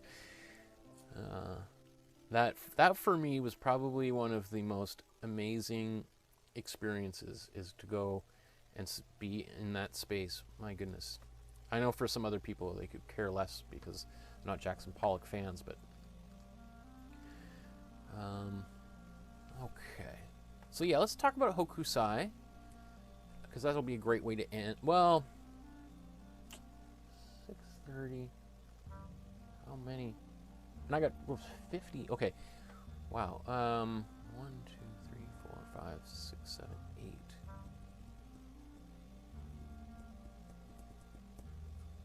Yeah. Okay. You know what? Even if I know I might go a little bit long today, but we have so much art that you guys have sent me that if I don't, you know, then we're gonna have to do 2 or 3 more of these episodes, and I'd love to do one more next weekend. So we're gonna look at Hokusai, and then we're gonna look at some of the art that you guys have made on your own afterwards. So here's Deborah. Let's flip through these, because you can see there's quite a range of differences, and this is another version of a different Hokusai painting.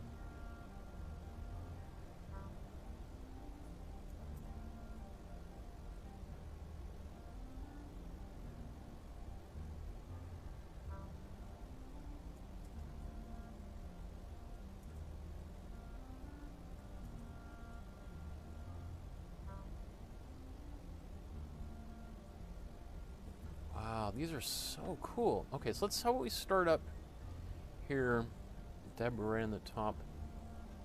Beautiful, great job.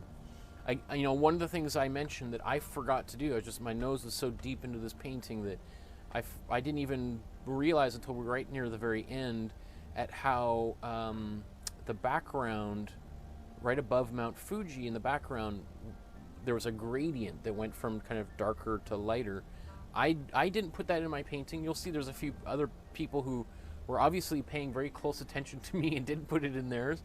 And then I think the majority of you actually did put that gradient in the background, which is, again, makes me super happy that there's you guys are sort of got an eye on what I'm doing and the original, and then there's sometimes a decision to make, like, who are we going to listen to? The master or the fool?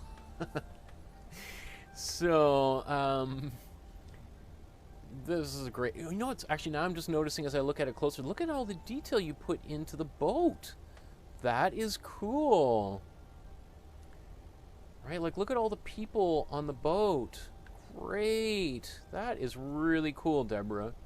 That looks nice. Great waves, right? It looks really nice, and I like all the splatter that you put on, or that I suggested people put on, just for fun at the end. I know it's a little bit dangerous splattering paint onto a painting you just spend all that time on, but it turned out really well. Great job. This is really nice. Here's Dolores's version of the painting. You know, the immediate thing that is different between this, you know, Dolores and Deborah, obviously, is there's no black paint on here, so there's no outlining of anything. But I don't mind it either, right? It becomes a different painting, obviously, but you know, the way that you've painted the what I think of like the tentacles in the waves is by having like some texture to them, right? So they almost have a bit of an outline just because of the shadow that is naturally created from that texture. And then I think you've hand painted all the overspray, so that's really nice too. These waves look great, because it looks like you've got maybe three. We got 1, 2, 3, 4 colors, whereas I think I just used 3 in there. So there's that extra little bit of depth that's been created. Really nice. I like that. That's a kind of a little twist onto the original. I like that. Okay, and here's Dennis. Wow, cool job, Dennis.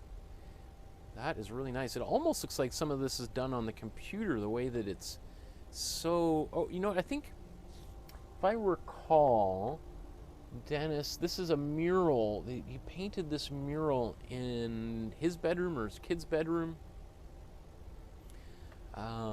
So it's because you can see the lights, or the plug outlet on the down here. So this is actually quite a large mural. Really nice. What's kind of cool about this is that the background and the foreground have been painted in a different way, right? The background is very soft, right? This cloud on the bottom down here, you know, it reminds me of like the Molly Lambeau the kites, right, that we painted last month. Or I guess that was probably November, maybe. And then we have these sharp outlines here over top of it. And that contrast of different styles works really well, right? And again, something to think about, because there's definitely some people who say the whole painting should be done in the same style. And then there's some other people like Gustav Klimt who say, no way, Jose, we want to paint the faces that, like, right out of a Renaissance painting, and we want to have pattern right out of a Cubist painting, and we're going to jam them into one painting together. And it turned out pretty well for him, but there's times where maybe doing that looks like, you know, worlds colliding in a bad way. So you never know until the painting's done.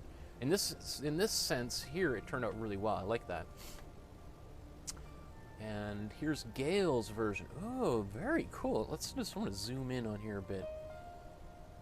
Look at that.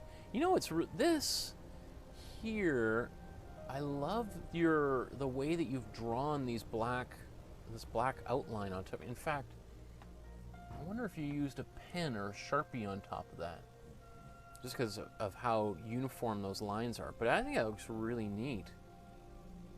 Very cool. And it has a lot of energy. The way that it's painted, it doesn't fix the lines, like, so it doesn't feel like a snapshot from a camera. It feels like you're in the moment or something, right? There's like, look at this wave coming over the bow of that boat, right? Oof. These poor fishermen. Oh no, right? That's really cool. Okay, so here's Gemini, and so let's look at their the Great Wave painting first. Really nice. I like, again, these sharp lines over here, and then this more textured, very different approach underneath works really well. Great lines underneath there. That's nice, and a good gradient there, and all these little folks. Wow, I think everybody put people on the boats except me. Mine, I think that, I don't know if there was, if I recall, I think I just got rid of the people altogether. It's like the wave already hit and the people are drowning. here it's like this is the moment right before it's happening. Very cool. Yeah, I like this. I like the way that you painted all of this around here. That is really cool. I mean, so many different ways to paint the same painting, right? And then here's another version. So I'm not familiar with this image. I mean, like the story behind this Hokusai image. But Hokusai, you know, I said he's got to be one of the greatest artists that ever lived, like indisputably. Once you kind of dive into his work and the volume of work that he created, and the encyclopedic approach that he took to trying to, literally, he tried to draw everything in the world and to make a visual encyclopedia, right, that was like thousands of pages long. But it's really cool that you took this image and then also created another painting based on it. A really nice job. Okay, here's, I mean, so many of these. That's interesting. So again, another version of this painting, excuse me, without any black lines. And so look, we really feel the fierceness of this water coming down here, about to just smoosh these poor people in these boats. I like the use of that purple in there as opposed to black. That just gives it so much more depth, I think. It's much less graphic. And when I say graphic, I don't mean violent, like graphic violence, but graphic is in terms of like drawing, right? And graphic design, right? We think of graphic as like line work. And so there's a big difference between, let's say, here, Iris's very graphic line work versus this, much more, I don't know if I'd say, what artist would I say this reminds me of? It's kind of impressionist quality, I think, going on in here, especially the contrast between the blue and the purple being so intense. Iris, beautiful. This looks like right out of a comic book, right? Of which arguably Hokusai was the inventor of. Right? Whenever I have a lot of students at Emily Carr at the university I teach at who are big into like comic books and manga, right? Manga being the Japanese version of comic books. And I'm always like, that's great, because they always tend to draw in a very particular kind of style, and I'm like, it's great, but let's do a little bit of a deep dive into history, like go back 300 or 400 years to the origins of manga. And they're like, what? I thought manga was like 20, 30 years old. I'm like, you know, every art style has like hundreds and hundreds of years of like build up, you know, people that came before, and when we kind of go back to it, it's really exciting. I love the way that you did these waves. This also feels like maybe a Sharpie was used in here.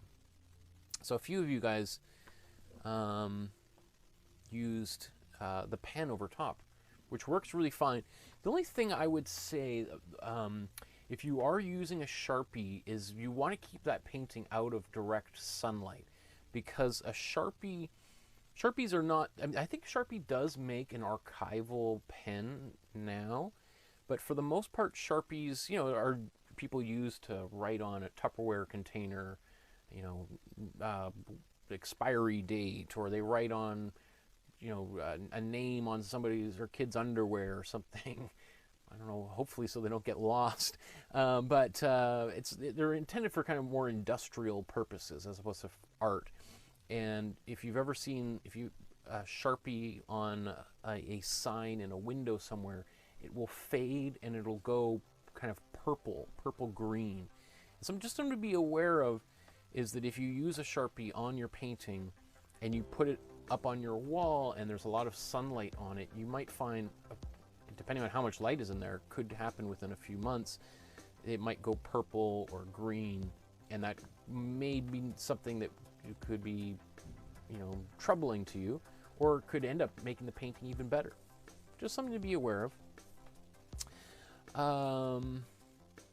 Wow, look, so, okay, that's really cool, Iris. I think you did, again, I love the texture down in here. That is really cool.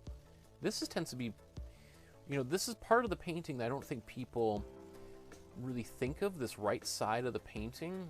I think, this, the wave, the cresting wave here, or that's about to slam down, this is the most famous part of the painting. But personally, this is part of the painting that I think is some of the most interesting things, especially the way that you guys have painted them. I think that is really effective. Let's go here. May. Wow. See what I'm talking about, May? You're just rocking it out. So what is really nice is I love how the black is getting thicker and thinner in different places, and it looks like a shadow, right? Especially right in here is some gorgeous work in here as well, right? So you did a great job of selecting where to put the black, and then other places like right here where there's no black either, right? And all these black lines don't always touch, which is really, really nice. Again, now I think this was probably my favorite painting you've done, May. That turned out really cool. And you've got all these little poor fellows on that boat. Oh no, poor guys. Great. This feels like there's a lot of energy, and this is, yeah, very good. Very, very good, May. I'm very proud of you from that one. Fantastic. And here's Paula. I think this might be an in-progress version of the painting. I think, again, I'm trying to remember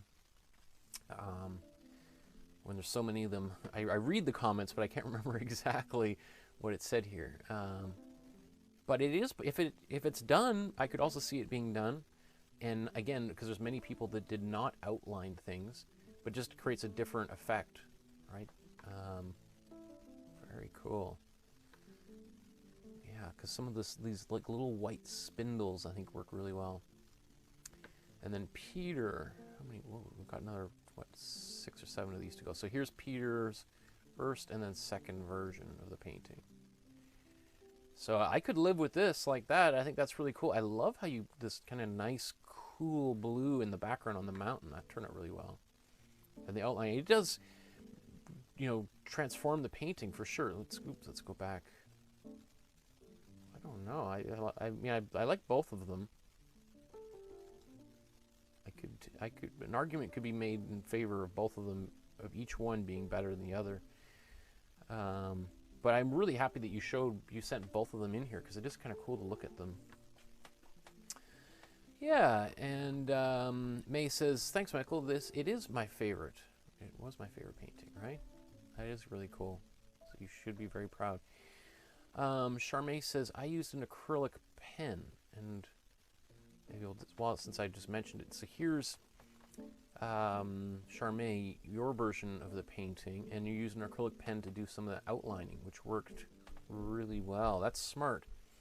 I don't usually use those pens. I've never really had a need to use them, but you can get pens that make acrylic paint marks onto a painting or a page, and that might be I don't know if I'd say a better alternative to Sharpie. It's just a different, right? One that's going to last maybe a little bit longer, isn't so light sensitive, meaning that it won't fade with the light.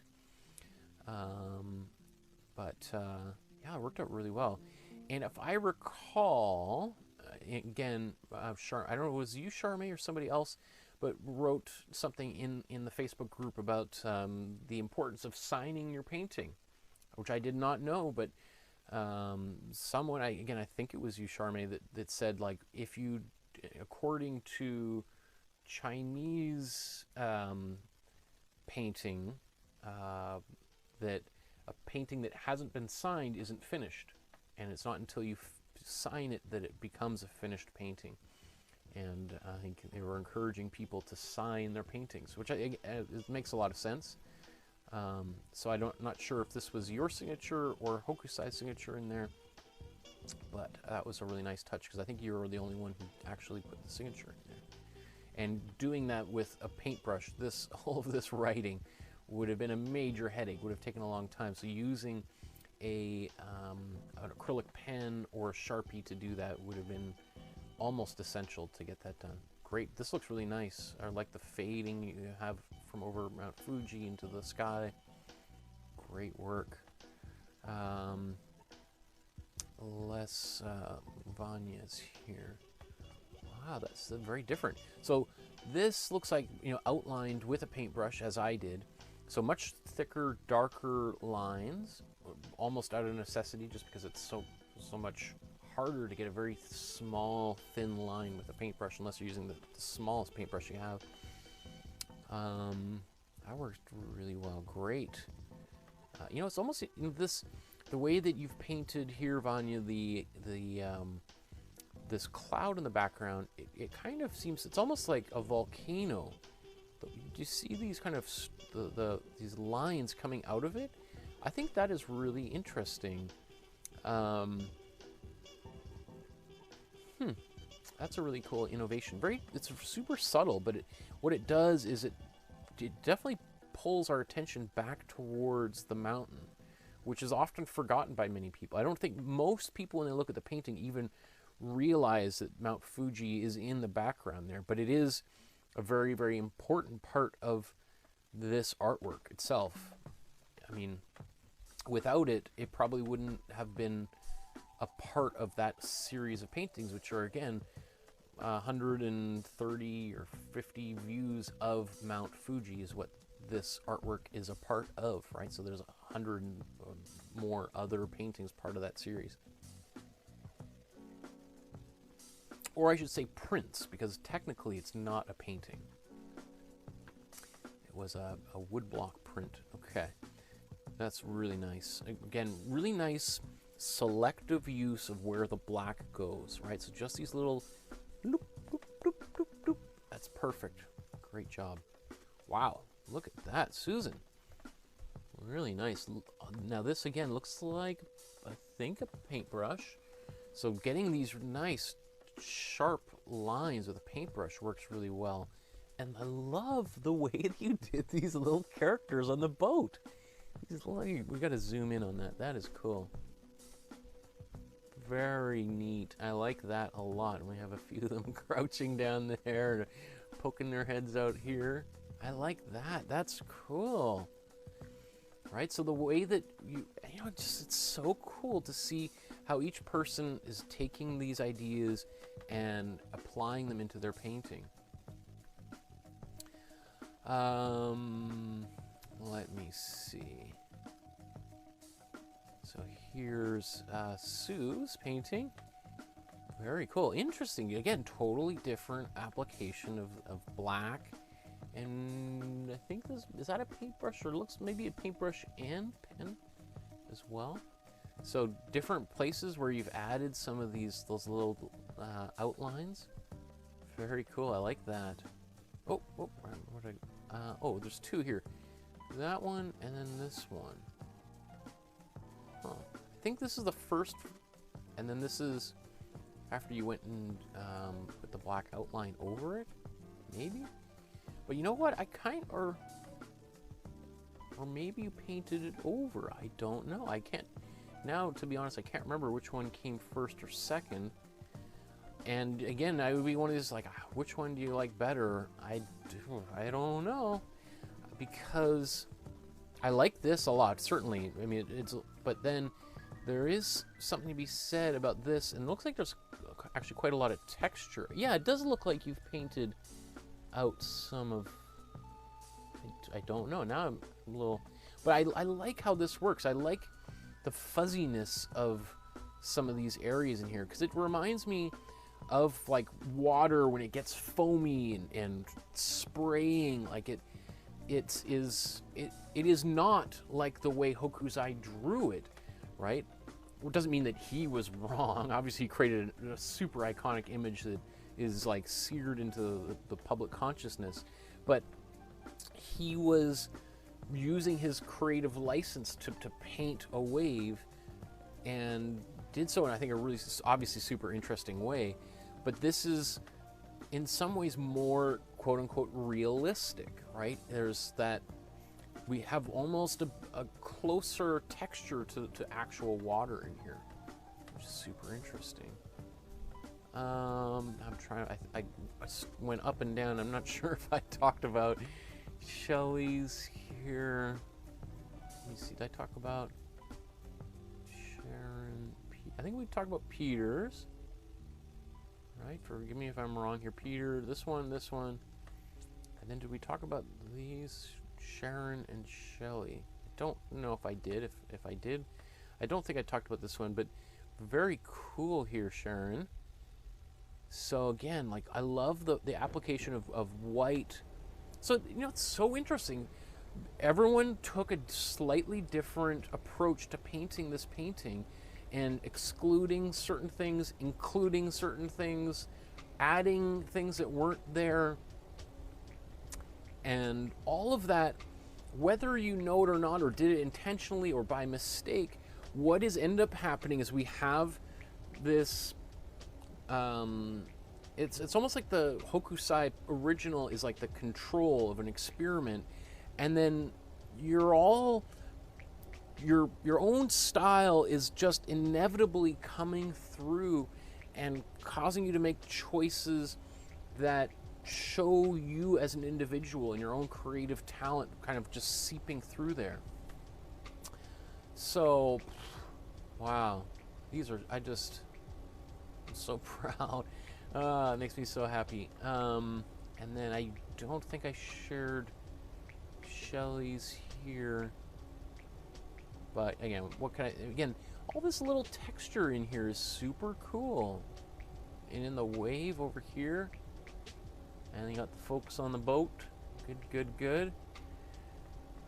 Interesting way that you painted the sky back here. I like that. So it looks like that, you know, blending here.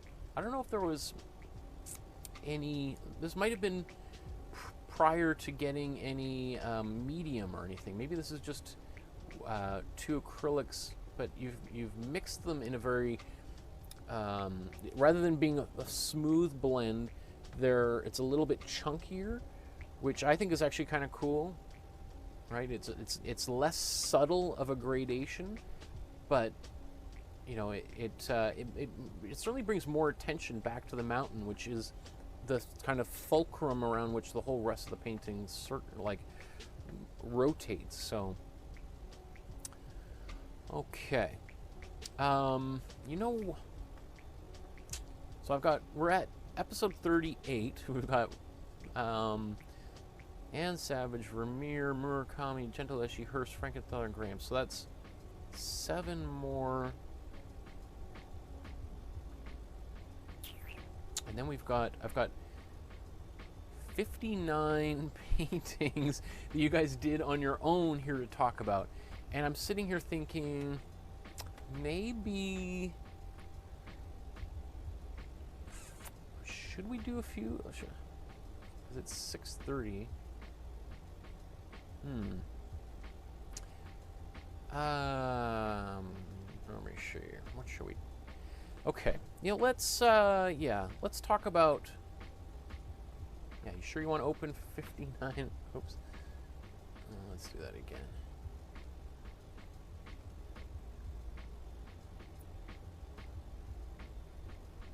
There we go. Okay.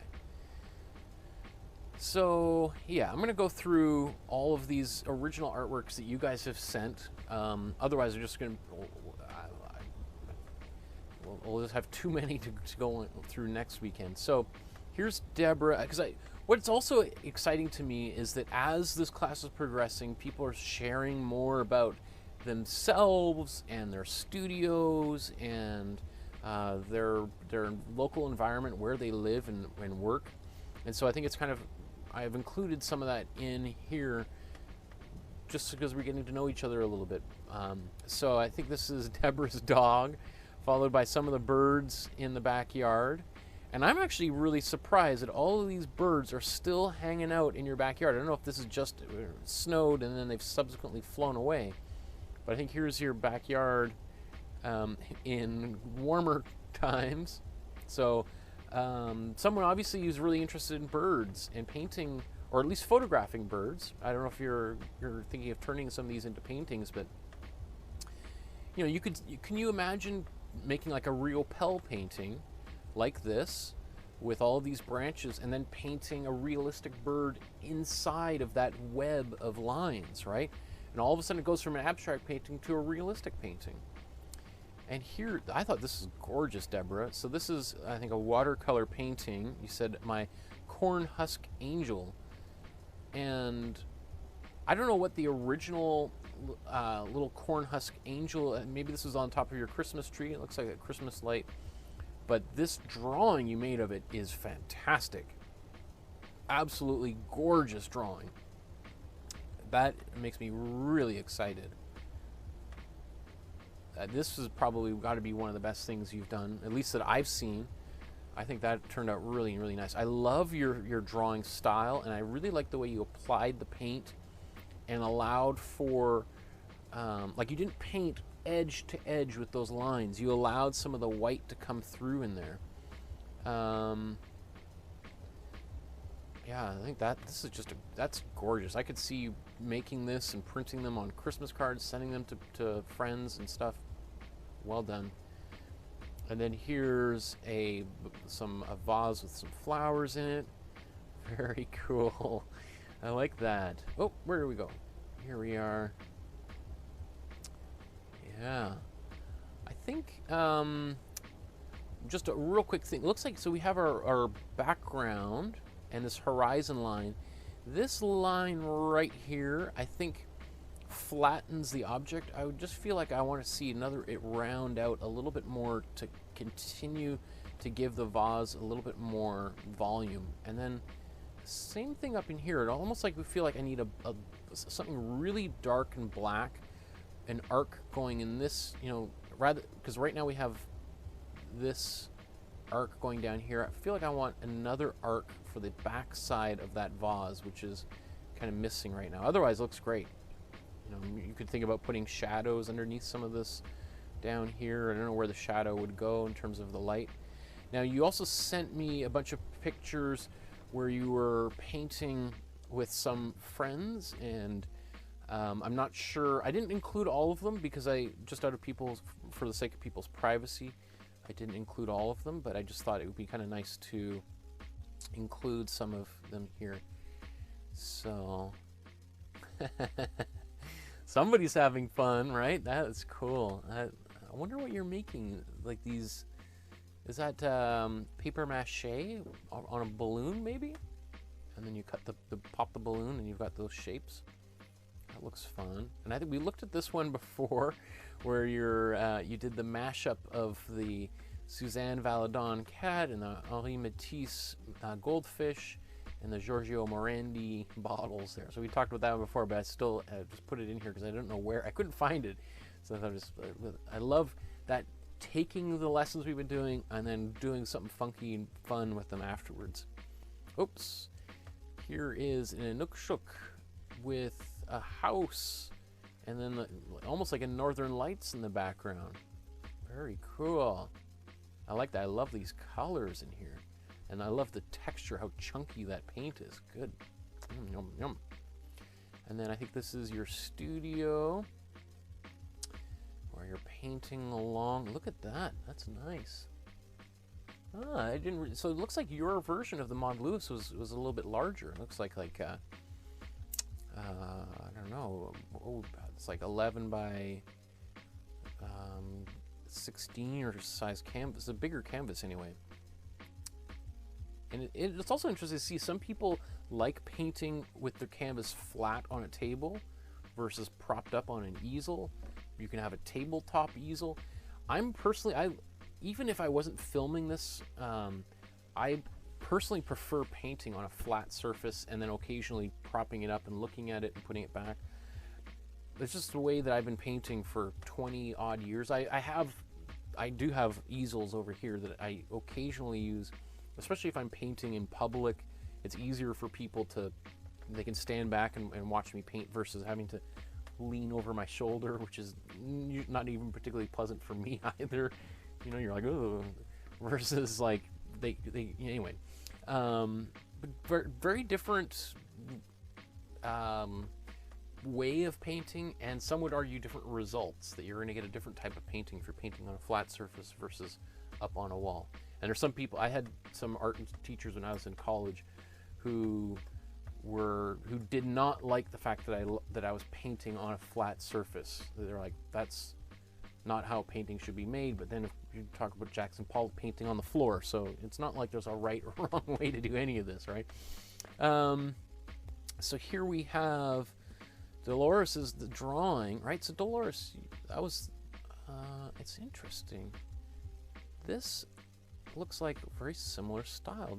Dolores and Deborah, huh? Did maybe I got the name wrong here. That's because this looks like you're.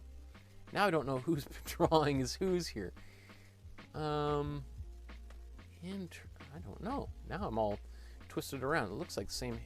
No, slightly different handwriting. I don't know. Anyway, both of you or whoever it is did a really cool. I love this drawing style, and this kind of contour drawing, and the way the freedom of which you are drawing is something that some people spend decades of their life trying to get to, because clearly you're just allowing yourself a lot of freedom to draw.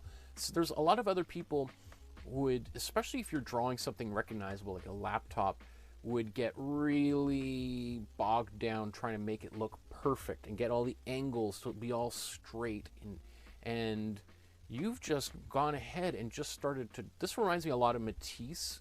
He has kind of a similar approach to drawing, and makes me really excited, really. Oh, so it is. So I did get it wrong. I'm gonna make a change, because I will forget here.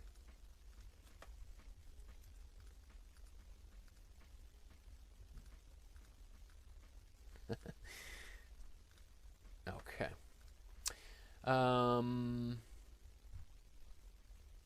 Let's see. Let's carry on to Donna. I know this was posted a while ago, but I just finally got around. Now, wait a second. That's all one. You know what? I thought you had painted this, Donna, on a piece of paper and then took it outside to the beach and photographed this gecko on the rocks. And now that I'm looking at it, I realize that this is also part of the painting, right? Am I crazy? Wow, that is cool. What a great application of paint. It really is. Again, here we're seeing two different approaches to painting. The rocks are painted. I'm 99% sure that they are painted. They're painted in a so-called realistic representational style, and then the gecko is clearly painted with a lot more idiosyncratic style, like very stylized. Clear. I mean, obviously this is not what a gecko looks like, but you've really allowed your imagination to take over, and this is really neat. I really think that's very cool, and I would love to see more of this, like really embracing your style and using these contrasting styles. Like, what's so funny is these they almost like drips of paint, just splatters of paint, but don't they look like wet rocks, right? So if you're not looking at it too closely, it just looks like the real thing, and then and you're like, oh, like I am, just being like, that is pretty remarkable. That's really neat, huh? And that's what's also very satisfying about, I think, any artwork that makes you do that kind of double take, right? Or even you don't even think about it the first time. You're like, oh, whatever, and then you come back and you're like, what? Right? That is Donna says not painted but colored. So was it a photograph and then you paint? Either way, even if like it's the coloring that makes it work. So I'm really excited here, Donna. Great job. Wow. Okay, we're gonna move forward here. So here's a painting of this dog, and I feel like I showed this, but I couldn't find it earlier. But here's the original photograph, and then here's the painting. I think you did one of a bear that is kind of similar. but that is, I think it works out really well. Like, I think if you wanted it to, like, so one thing you notice is, see how the note in the photograph, this is all, it's dark and it's all in sharp focus, right? And then everything else has got more and more white in the background as it recedes. Even this tree and its shadow are not as dark as the nose or right inside the nostrils even, right? And neither is, you know, the black that's in here as dark as what's in here. So everything, as it's receding backwards, is getting lighter and lighter and lighter. Now, if I was to, so in this, to bring it into the painting, what, you know, you've got really nice blacks in the nostrils, but I would make this go a little bit more gray to help push it further back. And then if you wanted, again, as well, you know, when we were painting using like the slow dry medium, you paint it and then you just take your brush and kind of soften it up, like to give it that slightly out of focus kind of a look. Now, that to really pull that off is no easy feat. I just say right off the top, it would be, you know, that's a pretty advanced series of techniques, but if you did, it would be like exceptionally, like, you know, museum worthy painting. But I think you've done a great job. I'm just saying, like, if you're sitting here thinking like, how come I didn't get quite the same look as in the photograph, those would be some of the reasons why. But on its own, I think it's great. It's actually very funny too. I find this very funny. And then here's your puppy dog or older dog. Oh, my wife's mother has some dogs a lot like that, so they're beautiful animals. I'm a big dog lover personally, so a soft spot for dogs. Here is your studio, Donna. This is what you get to look out to every day. It looks like there's a lot of snow out there, but boy, oh boy, what a beautiful, beautiful, inspiring environment to be working in. Wow, that is beautiful. I love those colors out there. Look at that. And then so here we'll move on to Gail. So here's a photograph that she sent in that she's making a painting based on, or made a painting based on. And then check this out. Are you kidding me? So what a beautiful version of this, like, in fact, when they were small, like, especially, you know, if we, let's say, so here's your version of the painting. If we make this small, like, look at that. Doesn't this looks like a photograph now, right? Like, trying to decide which one's which. Right? It's not until we get up close to it that it starts to look more like painting and we can see the texture of the paint. So that is pretty cool. I'm really, really proud of you, Gail. That's great. You know, I mean, just the tiny slight difference in the painting is the reflection that's in the water, but otherwise everything is there. And does it bother me that the reflection's slightly different? No, it doesn't, not at all. Really cool. This was a big achievement. That's a really big achievement, Gail. Well done. Heidi says my Jean-Paul Riopelle was missed. Did you put it up on in the class? I'll let that load up while we move on here. So here's another painting by Gail. Here's the famous guitar player by Picasso, but it's been transformed from a thin, emaciated man into this woman. Very cool. I like that. That's a fun, you know, taking existing paintings, giving your spin on them is a great way of, because sometimes it can be really hard to think of, like, what am I going to paint, right? And that's one of the things that we're going to be doing on our Thursday classes going forward, and trying to, you know, come up with interesting material to create paintings from. But if you're sitting here thinking, like, I've got this canvas, what am I going to do? And you're looking through, you know, you Google the name of your favorite artist, and you're like, oh, I don't know. Just taking it and being like, okay, you know what? Let's take this painting. Let's change the gender of the person in the picture. or let's, you know, change their clothing and put them in a different era. So you take a painting from the Renaissance, and then you know, they're in robes, and instead you put baseball caps on and flip-flops and shorts or something, right? And doing those little kind of twists on famous paintings is a great way of making it something that already exists your own, and allowing you to share your own style and the things that you like. You know, you can add, let's say you're a sports fan, right? And you took a famous painting of just, you know, Van Gogh or Picasso or whatever, but you put them in a Montreal Canadiens sweater, or you know, there's the Super Bowl happening tomorrow. You put one of the teams in the Super Bowl, their jersey, on somebody, and give that to a fan of that particular team. Wow, that would be a super exciting gift for that person to receive, right? And it allows you to practice painting and make a friend really, really happy, right? Who complains about that?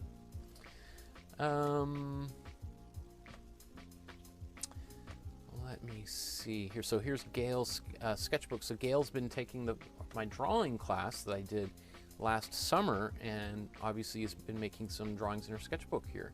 So that's again, if you're looking for extra things to keep you busy during these times, these crazy times that we're living in, well, there's lots of material to keep you busy, right? And then here's, wow, that's cool. This is another little painting. Love this. Somebody being pulled around here on the beach. That's kind of interesting. This looks like the edge of a blanket. That's cool. I like that one. And I love framing artwork to hang your artwork. That's a really, really, I think, really important thing to do. If you're just making these paintings and they're just sitting in a box in your basement, get them out. Put them in your living room. Prop one up in your bathroom. Put one in your kitchen. Share your work, right? Get it. You know, the more you're surrounded by this artwork, the more it's going to start changing how you feel about yourself, right? Which is not to do like, but this is, if you've read this book, Atomic Habits, which is a big book out these days, it really talks about, you know, a big way of changing your own habit is changing the way that you think about certain things, right? So the more, now that you guys all now have a habit, a creative habit, which is the best habit to have, right? And the best way to start maintaining that habit is you think of yourself differently. That now you guys are all artists. If you've made it this far, you're an artist, right? And you're just as much an artist as I am, right? I just got an extra 20 years experience on most of you. So the thinking of it that way is the secret to continuing to make more paintings as you go on your own. I love this painting. Great job. I love these parrots. Very funny creatures. Good job.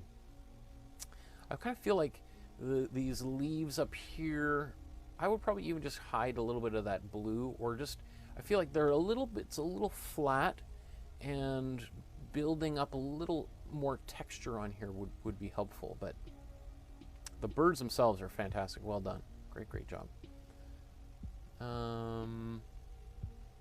Heidi says it was posted on January 9th. I don't know how I missed it, but you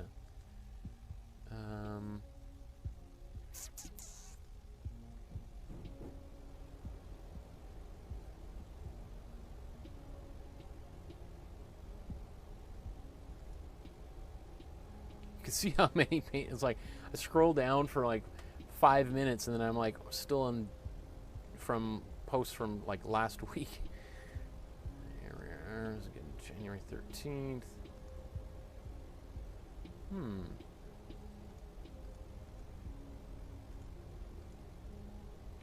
Oh, I think I talked about this. I shared your painting there earlier, Heidi, unless there was another one you're thinking of. Or did I include it? It might be coming up here, Heidi. I think actually... Yeah, it's coming up here. I think I included it with this group of paintings because I thought it looked like a painting you created on your own rather than following the Rio Pel one. So it's there. So here's Gail's studio. Look at this. I like you got all of your crafting supplies well organized as opposed to this disaster that I'm currently surrounded by. And then, wow, that looks nice. Palm trees. You're not allowed to send us pictures of palm trees, Gail. Like when the rest of us are covered in snow, and there's probably most of the people watching this right now haven't seen their lawns or any grass whatsoever in like 4 months. It's not fair. It's not fair. Okay, here's Gemini. Look at this. Cool lighthouse. Gorgeous. I love this bright light shining, radiating from up here. That light up, that's great. And the water splashing. You can feel the spray coming off. And these trees. Great. Like it almost looks like we see that a bit of the golden hour light hitting these trees. Wow, that's really nice. Great painting. This is really nice, Gemini. And the way that you've contoured this with a little bit of shading on the side here, that is cool. And obviously the sky is gorgeous. This is a really, really nice painting. Really well done. Wow. I'm very impressed. I wonder what the story is on that. I'm sure you posted about what it is, but I just don't, I don't know. Obviously, anyway, here's Heidi. Speaking of Heidi from moments ago, here's she posted. Oh, and see, there's the painting in question. This showing all of the paintings in kind of one long strip here. So we got, because I think you started the class. You're just sort of catching up with us, Heidi. So we see, this is a great way of catching us up on all the work you've been up to recently. I like that. Wow, some of these just feel like, don't you think this Frida Kahlo just feels like we did that like 5 years ago? It just feels like that happened so long ago. Right? Oh, wow. These are really great. Really cool, Heidi, to see them all together. Love your Suzanne Valadon. I love this purple in there. Purple and blue and brown and green. I love that background. That turned out really nice. And then we end here with one of your own paintings. I like this cat. Very cool. And you know what's funny is the shadow. I don't know. The shadow sort of looks like a snake or something. But I love, which is totally fine. It's just interesting how you could. You know, one of the things that the surrealists really did is they did things like this, like Salvador Dali, you know, would paint, let's say, a person, and then the shadow, which people don't really tend to look too carefully at the shadow would turn into a face or into another animal. And there is other examples throughout art history where artists would be very subversive and include other images in the shadow that you might not notice until you've been sitting in the pew of the church for 10 years, and you're like, hey, wait a second, that's not just a shadow of a person, that's like a demon or something, right? Because the artist would kind of, you know, try to add an extra little thing in there for people who are paying a little bit of extra attention, right? So these are great. Let's just, yeah, all of these. I think we saw a few. I guess we didn't. Obviously we talked about your Gustav Klimt and your Renoir. That turned out really nice, and you even got these hands in there. Nice job. That is definitely a really well done Renoir painting. Oh, and your Mary Cassatt turned out really well. So you know, you can start seeing your own style in here, like the way that you've painted all of this. You know, it comes out here. So what I gather from like your style is we have these moments of very slow, careful painting, right? And then punctuated by fast, energetic painting, brush strokes around there. And it's really kind of neat to see the combination of those different styles together in one painting. And then, of course, this painting. Now, the reason why I felt like this was not just a real Pell, but something you were doing and adding your own little spin to it, is that for me this has a landscape quality to it. This reminds me a lot of like Van Gogh's irises. Let's bring.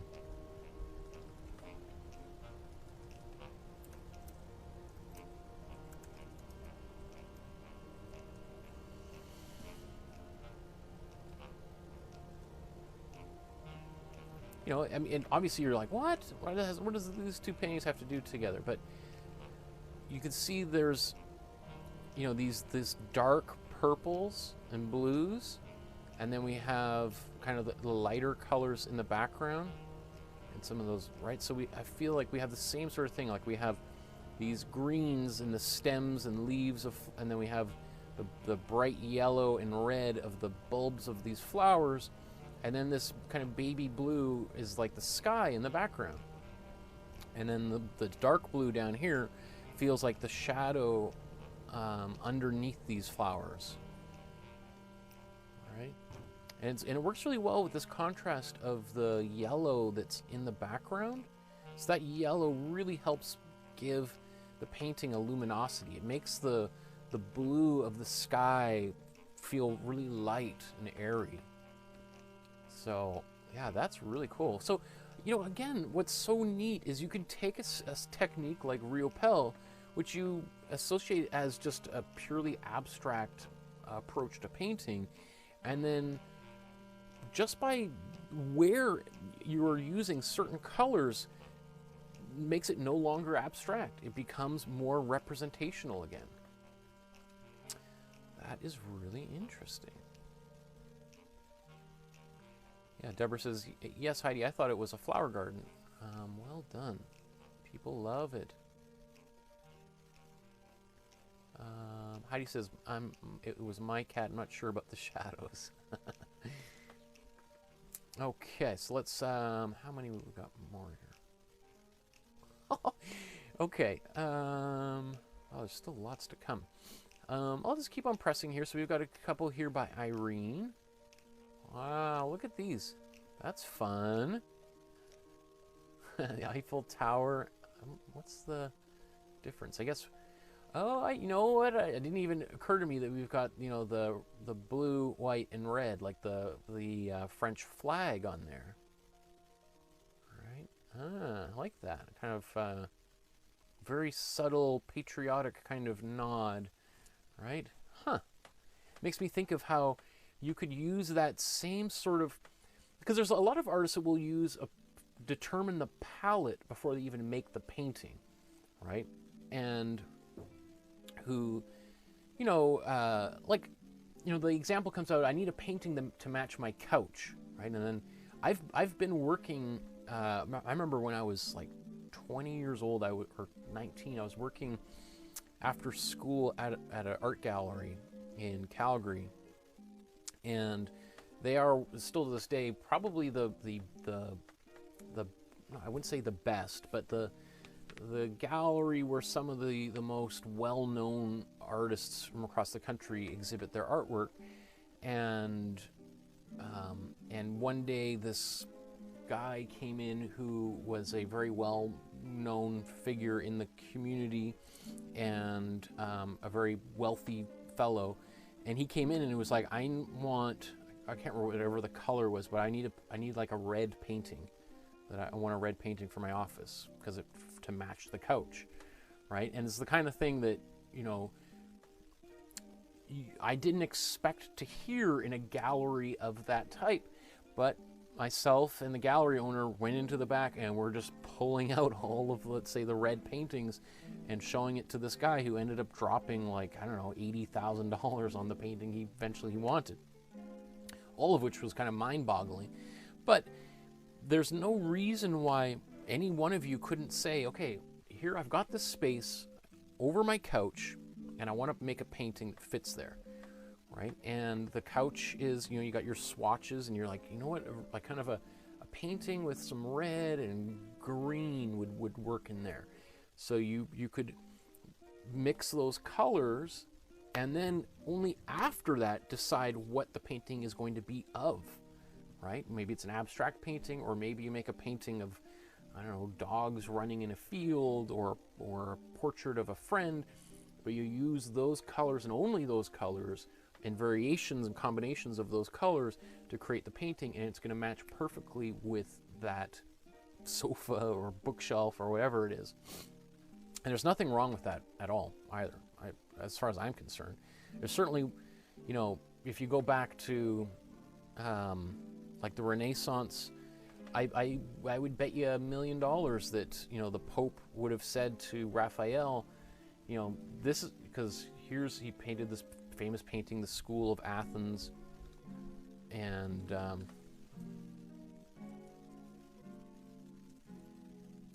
not Raphael Schneider, whoever he is, but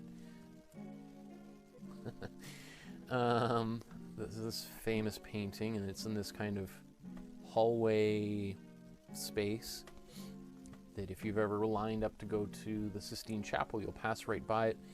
And, you know, I'm sure the Pope would have had some ideas of like, okay, these are, you know, we want this particular kind of shape and maybe some of these colors. And he, you know, Pope being the most powerful person on the planet at that time, would have followed through, right? Whatever they says, okay, you need a little more blue? Okay, I'm going to paint some of those robes blue. Okay, you want a little more yellow? Okay, we'll paint some, this guy's, put a little yellow on that robe, right? Okay, so we're moving on here to Jean's paintings. And again, these I think were made in response to the Bob Ross paintings, but I've included them here just because obviously you've taken a very different approach to painting the Bob Ross paintings in here. But, you know, a couple things I think are really kind of cool.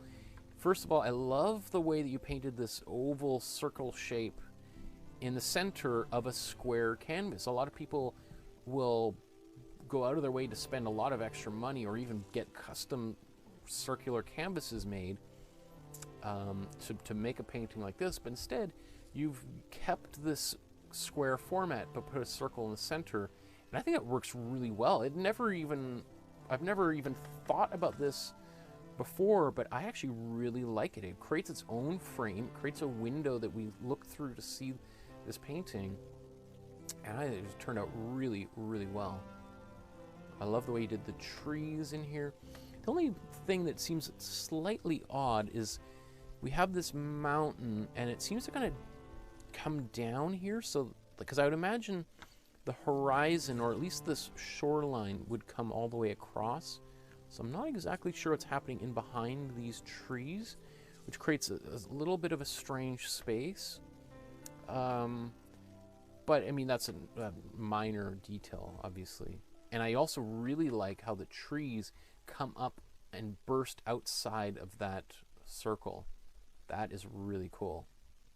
Very, very creative approach. And then followed up with this one, another very creative approach. You've taken this scene and turned it into a triptych by maybe using tape, perhaps, to divide these three spaces. And again, you know, I showed you how to do the Bridget Riley using tape to make her paintings. And I'm sure some people are like, yeah, you know, that's interesting, but I want to make realistic paintings. There's absolutely no reason for me to learn how to use tape because I'll never use it. Here's Jean showing us, obviously, you don't only need to use tape to make hard edge abstract paintings. You can use it to make really interesting borders or other types of, like you could use tape to make really hyper, you know, like you're doing any architecture. I've seen it happen. People use stencils for that kind of stuff all the time, which we use in the Banksy painting.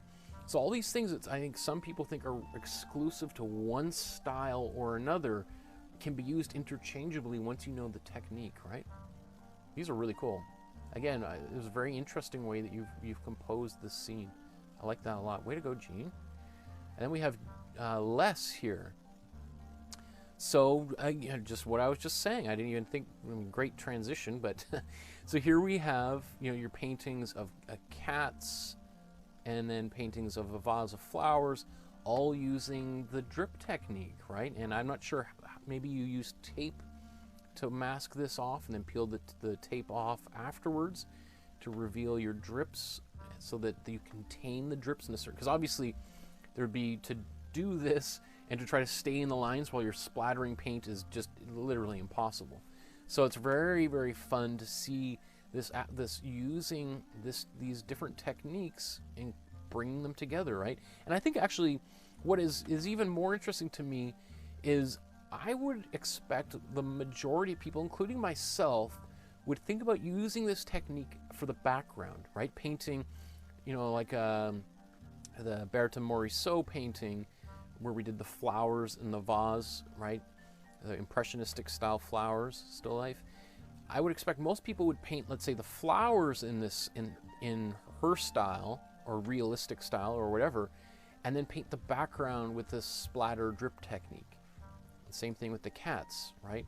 Is to paint them in realistically and then, you know, splatter the background.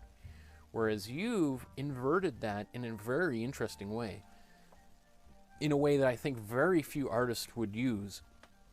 And I find this very inspiring, but for myself, and I think it's really interesting for those of you watching right now also to see this, because I think the results are really exciting. Because now we have, I mean, I don't know if your cats have this same kind of color, or, you know, which is not unusual to have like a gray cat, and also to have a cat that's got, you know, kind of browns and oranges in their fur. But it's kind of, maybe if your cats actually have those same colors and you've used them to create this splatter, it really kind of captures your cats in a totally different, unexpected way. Very exciting. Way to go, Les. Good job. Thank you for inspiring all of us. Okay, Natalie here. So what I think is interesting, I think Natalie, what she's done is taken her paintings and then, because I don't know if these are real photographs or computer-generated spaces or like architectural photos. Maybe this is where you live, Natalie. I mean, it seems like if you were to live in these spaces, it'd be really cool. But either way, it looks like they've been digitally inserted into these spaces, because this looks like a real space with that same painting in here. So this maybe is your bedroom, maybe, and with all these, I love all these singing bowls, right? Oh, that's the sound that these things make is super hypnotic, gorgeous. But I think it's what's kind of fun is to take that painting and put it in different spaces so you can see how it could live elsewhere, and to make it bigger or smaller. Like, who knows? This, I mean, this painting looks like it's maybe this big, maybe a little bit bigger. But then when you put it on this wall, now it's like the size of the whole bathtub, right? Now it's like this huge painting. So it gives you an idea. What's fun about this technique is gives you an idea of what that painting could look like if you were to scale it up and make it much bigger. Right? I think these are really, yeah, because you can see here's this one versus a different painting on there. I love it. Right, same thing. This bird, that is funny. Look at that big bird with its belly right on the, I don't know if its legs are just hidden inside of its fur here. Let's just zoom in. I guess it kind of falls apart as we get close, but that is a cool painting. And you know what it looks like? Again, I can't quite see, but it looks almost like you're using a bit of the drip technique in the feathers, which again is not something you would expect to see in a so-called realistic painting. And if in fact you have done this, it is a really interesting, innovative use of that technique in your artwork. Now this, again, you posted on the Facebook page. This is the view from your gym, looking out the window. It looks a little bit rainy, maybe on the East Coast there, or in Quebec. But wow, that makes, if I had that outside the window of my gym, I'd be on the treadmill every day. That is It looks a little bit cold and rainy, but it looks very beautiful. In the summer, I bet you that is one lovely place to go for a walk. And here's a painting you made of looks like a child with a bird on their hand. That's a really, what does that remind me of?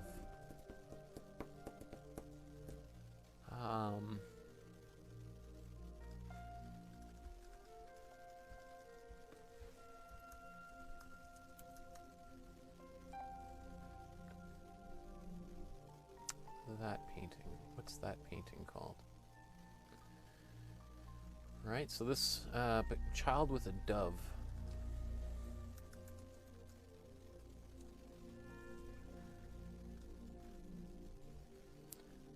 Right, it's all similar kind of haircut in there. So you're in good company, Natalie. Love this. I like the bird here. There is a slightly odd bend of the hand of the elbow right here, but so rather. I'm not sure how that arm. So sometimes when you're working from a photograph, the photograph makes sense, but when we make a painting based on the photograph, we have to change things and alter them and paint it wrong to make it look right, if that makes any sense. Sometimes you have to deviate from the photograph, because if you paint the photograph exactly how the photograph is, people are going to look at it and go like, oh, something's weird about that, right? So I feel like this arm should be bending the other way, but I mean, ultimately, I mean, who cares? So it's a really cool painting. I like this pathway descending up there, the hill. Cool job. I think we talked about this painting by Sharon before, last time. So here's another one that she painted. I love this Christmas tree. Look how bright and luminescent those lights are, and this glowing green, yellow on the snow beneath it is a really nice look. Great job. And we have these other lights surrounding it. That was a really nice painting. Good job, Sharon. You know, what if this painting all of those little individual lights on there would have been a real pain, and it would have taken some time, but the final ultimate result is very successful and super satisfying. So, you know, it's, you know, you get what you put into these paintings, right? And that's fantastic. Oh, look at this. That's cool. This, like, I think it's a mermaid next to the ocean and the splashing of the waves. Beautiful light coming over the horizon. Really nice choice of colors here, right? This orange and purple they're not exactly opposite from one another on the color wheel, as you can see over my shoulder here, but pretty much close to opposites on the color wheel, which is a really satisfying thing for the eye. Like, those opposing colors create really nice contrasts. And these waves, and then the shore in the front, these are some really nice greens and earthy colors in there. I like this a lot. And I guess this mermaid here, or I guess I think you called it a mermaid, and it's a little bit, what I like is the ambiguity as to who or what this person or creature actually is. Right? This could just be a woman sitting here on a rock. But the way her kind of legs kind of disappear into the rock, it could be like a big flipper, right, from a mermaid. I like that. And the water has a really nice frothy kind of texture. Like, there's a lot of movement in there, as opposed to her stillness, right? Which is, again, those contrasts that we always. Good paintings make good use of contrast, whether it's in the color, whether it's in texture, whether it's in shapes and sizes, speeds of painting, right? Like we were talking about with Heidi's paintings, right? Where we have fast brushstrokes with slow brushstrokes. All those things are great tools to use. So here's Shelley, I think. This is all the supplies that came in the mail, and I forgot to show this last week because she showed the finished version of the drawing below that she framed and gave to her friend, and this is the original photograph that she was working from. And you could see how well of a job you did and how this probably took you some time, but the results speak for themselves. So we're really proud of you for making that. And then here is, this is interesting. Very interesting. I don't know if this is, I'm not sure what I'm looking at here. Is this because this looks very digital in the background and then drawing over top of it. Whoa. I don't, either way, both of them are really cool pictures. I love, again, all this splattery, watery paint, and then the dogs sort of emerging from this abstract painting. That's very cool. And then I like how you included all these images of, I think you did a similar version previously of cats, and these are all dogs that you've been drawing. These are great, Shelley. Really nice. I like these up here. We got a lot of the white of the paper coming through. These are all good enough to obviously create like a good side business making paintings of people's animals and dogs. If you aren't already, then you should be, because you're certainly doing well enough at it that there's some great potential here to make a little bit of money potentially, right? And I respond, because I think you sent this to me earlier today, and I responded that what's kind of fun is, I think this is just like the edge of like the mat that I have, and it's just covered in paint like it is up here. But is it just me, or doesn't it not look like this could also be the edge of the shore? Like this is a shoreline, or maybe, and then we have all this water underneath here. But I think this is either way. I'm really, really like the way you painted these trees. You know, this reminds me a lot of the Marc Chagall, right? When we were talking about Marc Chagall just last weekend and the work you guys sent in, the trees are painted with that same sort of explosive color and just, you know, a selective use of some black outlining, I think. Not everywhere, but in just little places, I think works really, really well. I think this is a really nice painting, Shelley. I think this is, you said your cabin, potentially? So this might be something, oh, here's a different version of it. Oh, okay, interesting. Huh, it's so interesting to see them side by side. It looks so different. Yeah, I mean, this is really beautiful. Great way to remember a space like that. Either to put that painting of your cabin in the cabin, or to keep it in your house, so when you're looking at it in the winter, thinking like, okay, I'm going to cross something off on the calendar, 25 more days or whatever until we get to go to the cabin. And and look at Sherry. Okay, so we've got 4 more. We're almost at the very end here, folks.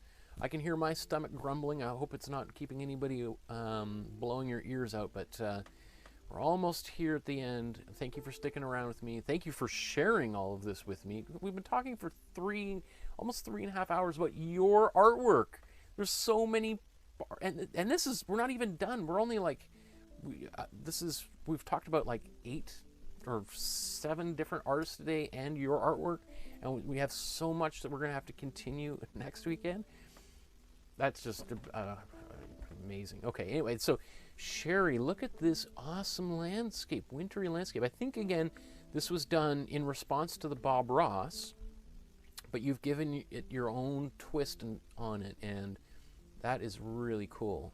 So this is, you know, we've got this little cabin surrounded by a lot of snow, and there's no tracks coming in and out of that cabin, so who's ever inside there has been in there for a long time, or whoever's just stumbled upon it is thinking like, I wonder if I should go knock on that door or not.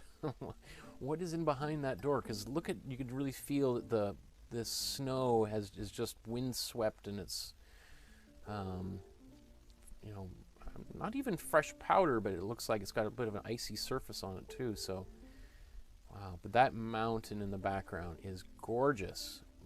Yeah. Well done.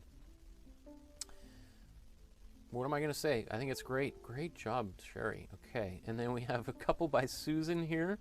I think I talked about this one before. And then this, did I talk about this before or not? I don't know, but they're gorgeous paintings, Sue. And this is the image you're working from. That is really interesting to see. Wow, and you do 2 versions of it, I think, right? Huh. You know, when you make a painting like this and when it turns out really well, why not make another version of it, right? I do the same thing.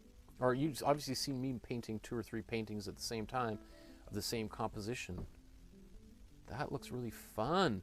You know, one thing I would say, you may want to think about adding a couple little whiskers onto this side of the face, even though, again, the photograph doesn't have it.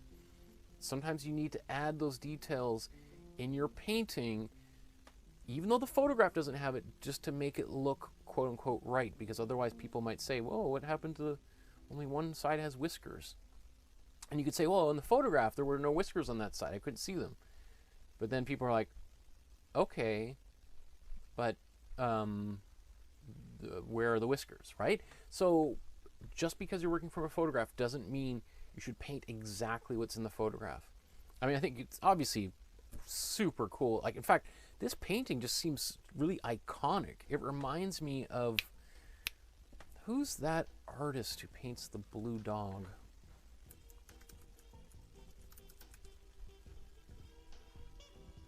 George Rodriguez, right? You've probably seen, maybe you have or maybe you haven't, but that's what this really reminded me of. All of his paintings, almost all of them have that kind of a look. Where am I going? Let's go here. I love the colors in there. This is really, really, really nice, Sue. Great job. And we'll end here with a painting by Charmé. And obviously this is inspired by David Hockney. And I gotta say, I kind of find it hard to believe you painted this, Charmé. Did you really paint this? Or is this the actual David Hockney? Because there's not a lot of difference between, I mean, I don't know if this is the actual Hockney image that you're reproducing, but you're nailing it, like absolutely nailing the color and the composition. He's made a number of paintings like that. But boy, oh boy, I mean, if you can make a painting like this, Charmé, there's no reason why your paintings can't also be in the collection of major museums around the world. Because I have lots of students that are spending tens of thousands of dollars at art school who can't make a painting this good. So that's a great place for us to end on, because I know it's not the goal of everybody taking this class is to be able to make paintings that are going to get collected by major collectors and go into big museums, but there's no reason why any one of you cannot do that if you wanted to. And again, there's a lot of people out there, including professional artists, who have no interest in that kind of a goal. But there's certainly, if you wanted to make artwork that you could share with your friends, that you could post on the web as we're doing right now, make Christmas cards or greeting cards, thank you cards, using your own images, paintings you've made that you could then sell or just give away to friends, that you could make paintings of your family or for your family members, right, that you give away. You don't have to sell paintings. You can trade things with people too. There's a whole, one of my most important teachers was one of the founders of a movement called artist trading cards, where people trade artwork with one another. So I mean, the fact that whenever I look at this artwork you guys have created, my mind kind of turns into jelly, because I just can't believe.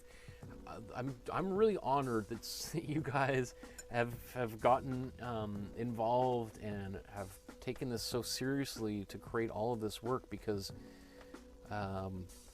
it's just like that. This is, I've obviously devoted a lot of my life to being a teacher, and when you see students rise to the occasion and do it, it's like, wow, okay, I'm using my time on this planet effectively. Good. So I haven't just been occupying a bunch of space that other people could have been using. So it makes me feel like I have some purpose and value to the planet. So it makes me really, really honored to have been able to spend this time with you guys. And I'm, you know, I know it's taken, we've spent 3.5 hours talking today, and we still have another probably 3 hours to go next weekend. But great work deserves a lot of attention, right? So what else can I say? I'm super proud of you guys. We're going to have to continue next Saturday. We'll look at the artwork you guys have made subsequently since Hokusai. So we have another like 8 artists to talk about and the work that you've made in response to that. So it gives you an extra little bit of time to finish off those artworks and to load them up. Please put them in the Facebook group so that they're easier for me to find.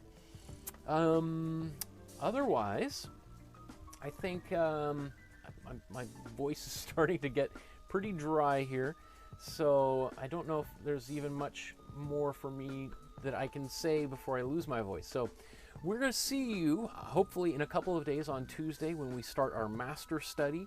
We're going to be looking at obviously a great artist that I really like, Al Loving. And Al Loving, we'll talk all about him and his really cool artwork. He painted in a kind of a geometric style. So I'm going to put up the drawing in a new Dropbox folder that will be devoted purely to that class for you to download and transfer onto a canvas. So look out for that very shortly. And then you'll have to give me some suggestions of what we're going to do on Thursday. Oh, what are we going to paint? I don't know. I won't know until probably Wednesday morning until I make a decision. So thank you, everybody. Thanks for joining me once again. If you found this helpful, you've been inspired, think about leaving a donation.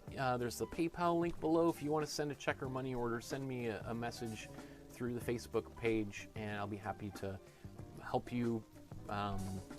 I'll give you whatever information you need to make that happen, as well as just sharing, liking, and subscribing to the channel, right? If that's one way that you can let other people know. I know many of you have found out about this class through the recommendations of your peers and friends, right? So the more and more people, I think the more great artwork we can look at and get inspired from one another. Okay? So thank you, everybody. Enjoy the rest of your evening, wherever, or morning, wherever you are on our beautiful planet. We're going to see you in a few days.